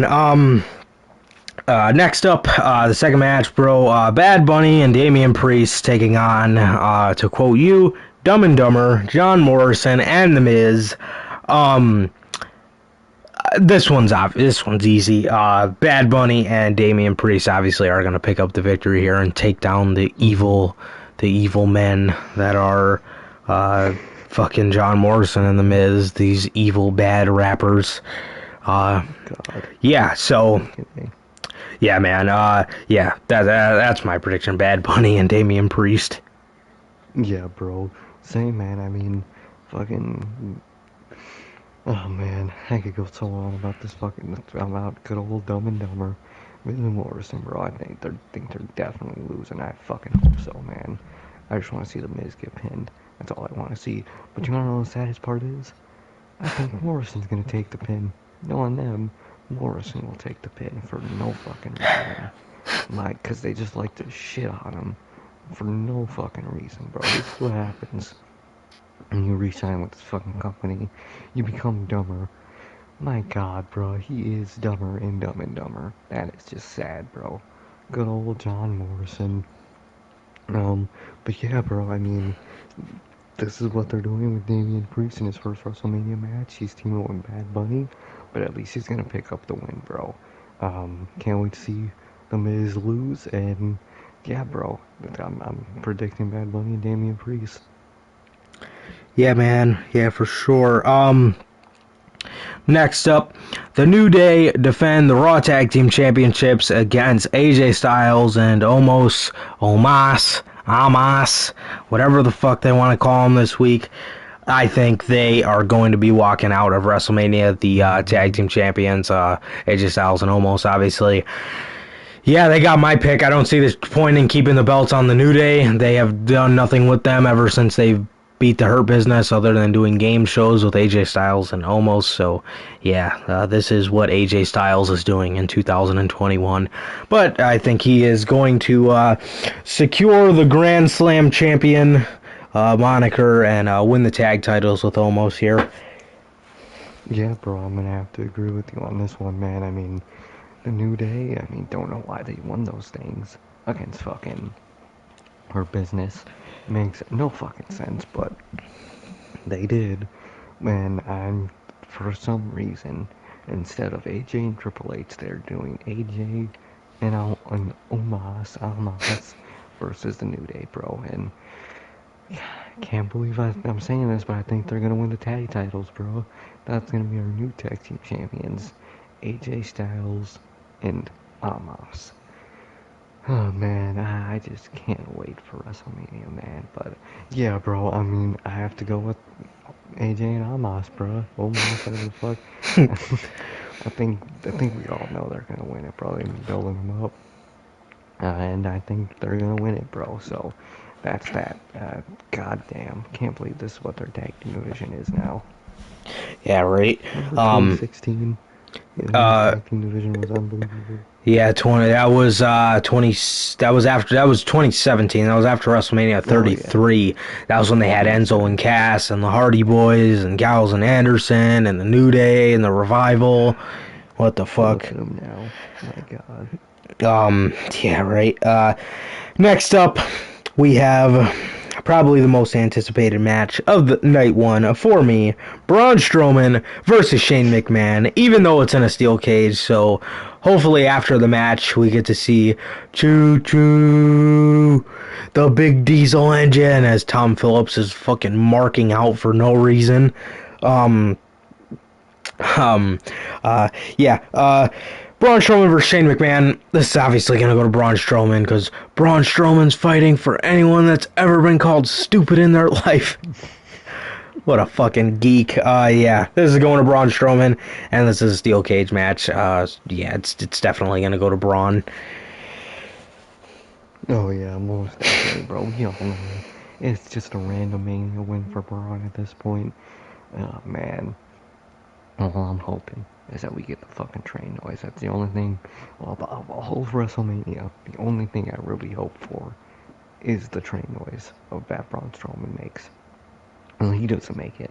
That would be hilarious. But the train noise they play, and the crowd needs to chant choo choo right as he does it, bro. That shit will be fucking legendary.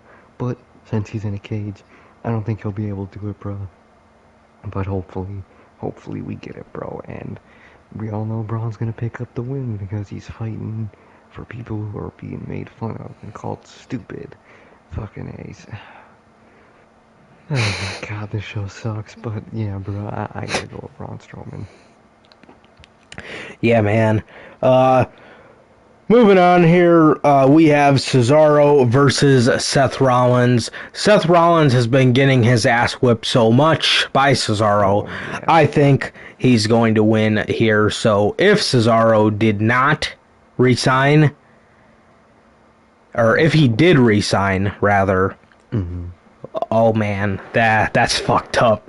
As soon as this man resigns, here, hold this L at WrestleMania in your first WrestleMania singles match. Hold this L against Seth Rollins. And if he did resign, man, or if he didn't resign, I mean, hopefully he could be out the door, man. Hopefully, bro. But yeah, man.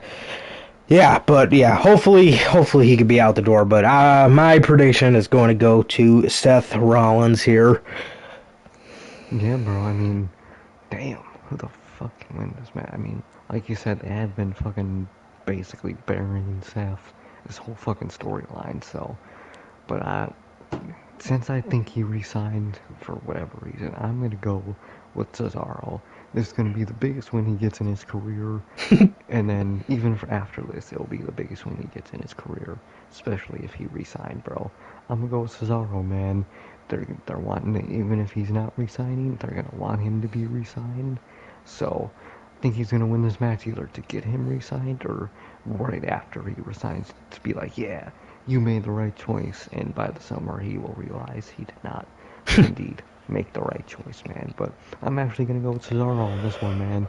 Hey. They're not afraid to bury fucking Seth. Seth acts like an idiot. He fucking looks like an idiot now.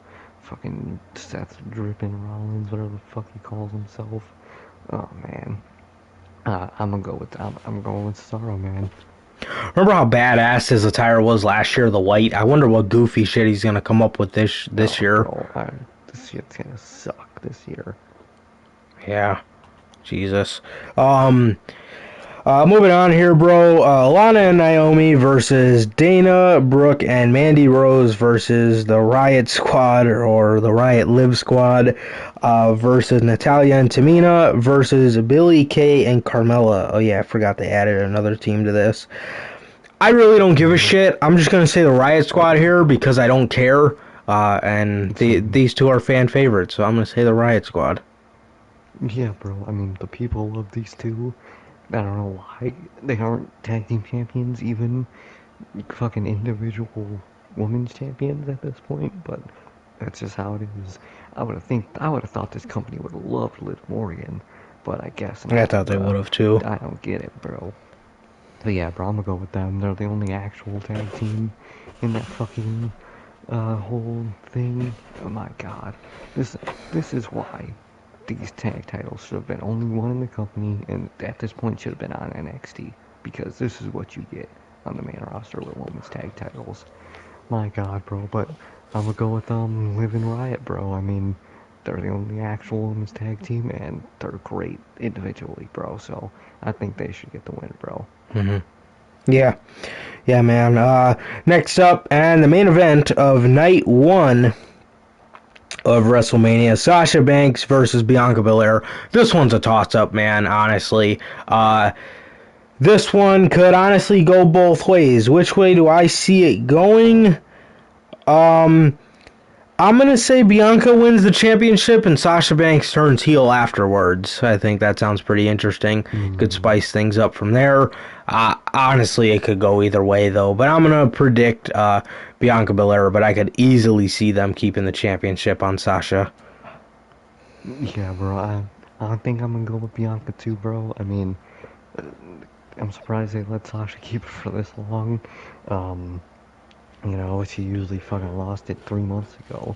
So glad to see that she held it this long, bro. But I think her time's up, bro. I mean, although the storyline has been dog shit, but I think Bianca Belair should get the win, and I think she will, bro. I mean, what are you do with Sasha at this point, bro? Especially this Sasha. Imagine this Sasha versus fucking Rousey. I couldn't take that seriously at this point. Oh, God, no. Like, God no. I'm going Bianca, bro. I mean, although she's the rookie, hate that fucking storyline of her being a rookie. She's still the one to win, bro. And I'm gonna go with Bianca Belair, bro. Yeah, man. Moving on to night two. We're kicking it off with Asuka versus Rhea Ripley.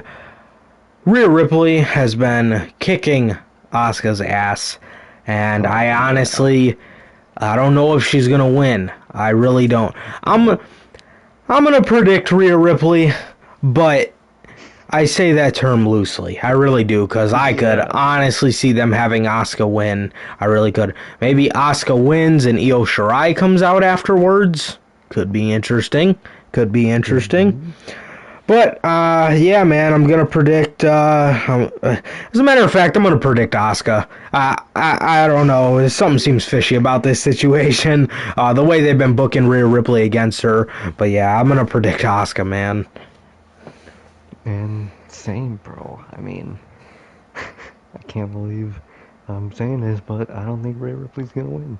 I think they want to prolong the storyline and make it through the summer type storyline. I could totally see them doing that, especially if Charlotte and Io don't come to this women's division, then, well, if Charlotte leaves this women's division and Io doesn't come to this women's division, what else are they gonna do? So, I think that Rhea Ripley isn't gonna win it now, and she's gonna win it at fucking down the road. So who knows, bro? But but yeah, bro. I mean, then it's gonna be Asuka, bro. Rhea Ripley's been beating Asuka's ass all over the place lately, man, and they're no different to Barry and Rhea Ripley. So I'm gonna go with Asuka. Yeah. Next up, bro, Big E versus Apollo Crews in a Nigerian drum fight for the Intercontinental Championship. I have no clue what this is. However, honestly, it's another thing I could see them prolonging. Being that this is Tampa Bay and this is where Big E is from, who knows if they want to have him win. But then again, WWE does have this little fetish for having people lose when they're in their hometown. For that fact, I think Apollo Crews is finally gonna win the championship. But then again, I think the last time we seen them in a ring was Apollo pinning Big E, and you always know how that goes. So, nonetheless, I still think I'm gonna give my prediction to Apollo. Nice, bro. And as much as I love Apollo, I think I'm gonna go with Big E, bro. Mm-hmm. He had a great promo tonight, and our last match, Apollo won, bro. And they follow those rules very strictly, bro. So I think Big E's gonna get the win tonight, and I think in their third match, because there's always got to be the third match that ties the two. I think Apollo's gonna win it in their third match, but for WrestleMania Night 2, don't know what the match is gonna entail. But I'm gonna say Big E comes out victorious. Yeah, man. Speaking of mid-card championships, bro, next up we have Riddle versus Sheamus for the United States Championship. I'm predicting Sheamus. I'm hoping it's Sheamus because Sheamus has been doing the best work of his career. But I could easily see Riddle winning and having I could see this being one of those moments where the commentators are fucking screaming, "This is his WrestleMania moment!" Like a fucking good god. I could easily see this. I could easily see that happening, just knowing how WWE is. But I'm gonna go ahead and predict Sheamus, and I'm hoping it's Sheamus because this Matt Riddle, not it whatsoever. Yeah, man. Yeah, man. I'm gonna have to agree with you, bro. It's gotta be Sheamus. Can't stand this fucking Matt Riddle rides around on a scooter, forgets his lines. The only cool thing is not last Monday, but the Monday that just happened. He cracked a couple weak jokes, which were funny. But besides that, Matt Riddle has just been garbage on the main roster, bro. They dumb down his in-ring style. They fucking make him say the dumbest shit. They make him do the dumbest shit. I gotta go with Sheamus, bro. Sheamus deserves it. And I think Sheamus doing great. They made him look like an idiot because they fucking took the title off fucking Drew McIntyre. So this should be his redemption, bro. And I'm gonna go with Sheamus to win the U.S. title, bro. Definitely at this match, I would prefer this match to be a multi-man match, even though I'd still have Sheamus win it. But I think it should be Sheamus, bro. That's what I think it's gonna be. Yeah, for sure, man. And next up, Kevin Owens versus Sami Zayn, and they keep saying this. I don't know what it means. With Logan Paul, they're not even announcing him in Sami Zayn's corner. So, like, what the is he just gonna be standing there? I don't know. I don't know, man. Yeah, right. I think, and I think that Logan Paul is going to turn on Sami Zayn and do some kind of turn where they bury Sami Zayn and make him look like a complete fool. And I think Kevin Owens is going to pick up the victory. And if that happens, we could be one step closer to Sami Zayn leaving for AEW, bro. We could be. But hopefully, man. So yeah, I'm giving my pick to Kevin Owens here. Yeah, bro, I gotta go with the same. I think it's obvious KO win. They clearly been building Sammy up to lose at Mania, bro. Logan Paul ain't that cool with them. Obviously, I mean, fucking Kevin Owens isn't cool with them. He wants to beat his ass. I think it's obvious Sammy loss. And don't know how it's gonna happen, but all I know, that ring stage, that cool ass pirate ship they built, and Kevin Owens, something's gonna happen with that, bro. He wanted to do it last year, and he gets to do it this year. So either he's jumping from it, he's throwing Logan Paul off it. Who knows what he's fucking doing with it? But there's gonna be a spot that involves that ship and that stage, bro. So yeah, bro. I mean, and I think the win's gonna go to Kevin Owens. Yeah, man. Moving on. We have Shayna Baszler and Nia Jax with Reginald versus the tag team turmoil winners. I think it's going to be Shayna Baszler and Nia Jax. I don't really see any of these other teams winning. Maybe they could, and this leads to the breakup of this team because I am just over Shayna Baszler being with Nia Jax. I know she probably loves it because she's the one person that doesn't have to wrestle her, but it's just awful, man. It really is. Yeah, man, I think it's going to go to Baszler and Jax nonetheless, unfortunately. Yeah, bro, I gotta agree with you, bro. Sadly, they love these two as a fucking team, even though they were teasing a breakup, that they just fucking, like, disintegrated instantly. Don't know what happened to the breakup they teased. You know what I mean? But they love this team, and I think the team is gonna keep the tag titles for probably until the next pay-per-view. My God. But yeah, bro, I'm gonna go with, sadly, I'm gonna go with Nia Jax and Shayna Baszler. My God. If Yeah. they win Liv Morgan or Ruby Riott, that's gonna be sad. Oh, yeah. My God. Oh yeah. Next up, man, we have The Fiend versus Randy Orton in a singles match. Oh God, I am scared for this. Obviously, if you've been watching this podcast, you know that we have been scared as all hell for Mr. Bray Wyatt because his gear does not look wrestleable. So we'll see how that goes. I'm praying we get a special entrance with Bray in it, and this is also the first time that we're seeing the new Fiend's entrance at WrestleMania, man. So I'm hoping they do something special. Entrance. I Mm. have something to send you that was leaked that people took pictures of. Uh-oh. Is But it a is it yeah, a is it a monster truck? no, it is something in the arena itself. It looks like it's in the sky. Oh, okay, cool. Send me that shit. Send it to you. Let's see.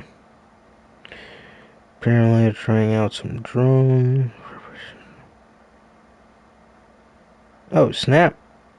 Yeah, the big ass lightning in. Two versions of Imagine it. just Drones in the shape of it. yeah, that's really cool. Imagine being a fan and you're just walking past it and you just see that. You just see "Let me in." In the fucking sky, I'd be marking. Hell yeah, bro. Yeah, bro, that's dope as fuck. Interesting. It's better than their stupid little graphics that they play of fucking huge pancakes. Yeah, man. Obviously, this one's gonna go to the Fiend, no question. But I'm excited to see. Well, now I'm excited to see what they do for his entrance, and I'm excited to see how he is able to wrestle in that. Even though I am kind of scared for it, and I'm excited to see his entrance, his new entrance, I guess. But yeah, man, I'm going with the Fiend, obviously. Yeah, bro. Same, and I'm excited and scared at the same time because, man, his ass is so stiff in that new suit, bro. So if he's that stiff at Mania versus Randy Orton, the match itself, my God, man. But can't wait to see his entrance. Can't wait to see him and Alexa together in the entrance. Can't wait for all that. And it's an obvious fucking Fiend to Bray Wyatt win, bro. We all know he's winning. Obviously, bro. This is the redemption from 33, bro. And can't wait to see it, bro. I mean, scared for the match itself, but can't wait for everything else in this match, bro. I wish it was a cinematic match. Sadly, it's not, bro, but excited to see the Fiend nonetheless, bro. But I think he's gonna pick up the win. For sure, man. And as for the main event of WrestleMania, Roman Reigns defends the Universal Championship against Edge and Daniel Bryan. I'm scared. I'm really scared for this. And this is a hard one to predict. I don't think it's going to be Daniel Bryan. Unfortunately, I don't think it's going to be Daniel Bryan. Yeah, this one's hard, bro. You know what? I've been thinking about this scenario in my head, and I think this would be a pretty cool way to end it. I think that... Oh, shit, he can't come out. Well, maybe. Okay, well, still could kind of do it. I think Jey Uso is not going to come out. I think it will be Jimmy Uso to come out and help Roman, and I'm going to predict Roman Reigns by the help of returning Jimmy Uso, and I think this is going to make their faction an actual thing, the Bloodline. Yeah, I think that's how it'll go, man. But yeah, I'm gonna go ahead and predict Roman Reigns. Yeah, bro. As much as I hope it's Roman, I sadly think it's gonna be Edge, bro. They've been building him up as a heel yet again. They were talking about the spear versus spear tonight. God, that disgusts me. He called him Samoan Edge. Yeah, the Samoan Edge. 'Cause he came from the crowd and uses a spear. Oh man, I have this feeling that Edge is gonna win, bro. I do not want it to happen. It better not happen. But I have that feeling nonetheless. I hope it's Roman. But sadly, my prediction is going to be Edge, bro. I think. And worst part is, I think we all know no matter who wins is taking the pin. And that's Daniel Bryan, bro. That is fucking sad, bro. But Sadly, I think Edge might pick up the win, bro, and take that fucking title. Should he? No. Will he? Maybe. Hopefully not, though, but I'm gonna go with Edge, bro. I'm scared. I'm just scared for this shit. Yeah, That's I all could. I'm doing. Yeah, I could easily see that. I could easily see that happening, and then Edge goes on to continue his feud with Daniel Bryan through the summer. Oh, God. Yeah, I don't know, man. No, I didn't do it. I don't know. The WWE has found a Walter in the form of Roman Reigns, meaning somebody who looks so unstoppable. We do not know who can beat him. Exactly. So, and if they go ahead and take the title off of him here, that just goes to show how lazy they are. And that also goes to show, as soon as the fans start to like somebody, they all of a sudden want to have said person lose all of a sudden. Randomly. Trash. They're Trash. Yeah, man, but I think that's it for this episode, guys. So, with that being said, it has been a pleasure to do all of this one last time, man. This is the last podcast behind gameplay. And yeah, bro. So like I said, if you guys do see any uploads from us, do not take it seriously. It will be test streams. We are going to be testing streams and whatnot. So yeah, man. But yeah, this has been episode 52, the 1-year anniversary of the Notorious podcast, ladies and gentlemen. And with that being said, it has been a pleasure for my Johnny Mayhem. And I, Sir K. And that is going to do it for this edition of the podcast. I hope you guys did enjoy the big announcement, man. We have been waiting and waiting and waiting to share that with you guys. And now that the cat's out of the bag, we are so excited for tomorrow, ladies and gentlemen. Please like, comment, subscribe, and we will see you guys tomorrow with the WrestleMania Night 1 review podcast. Peace.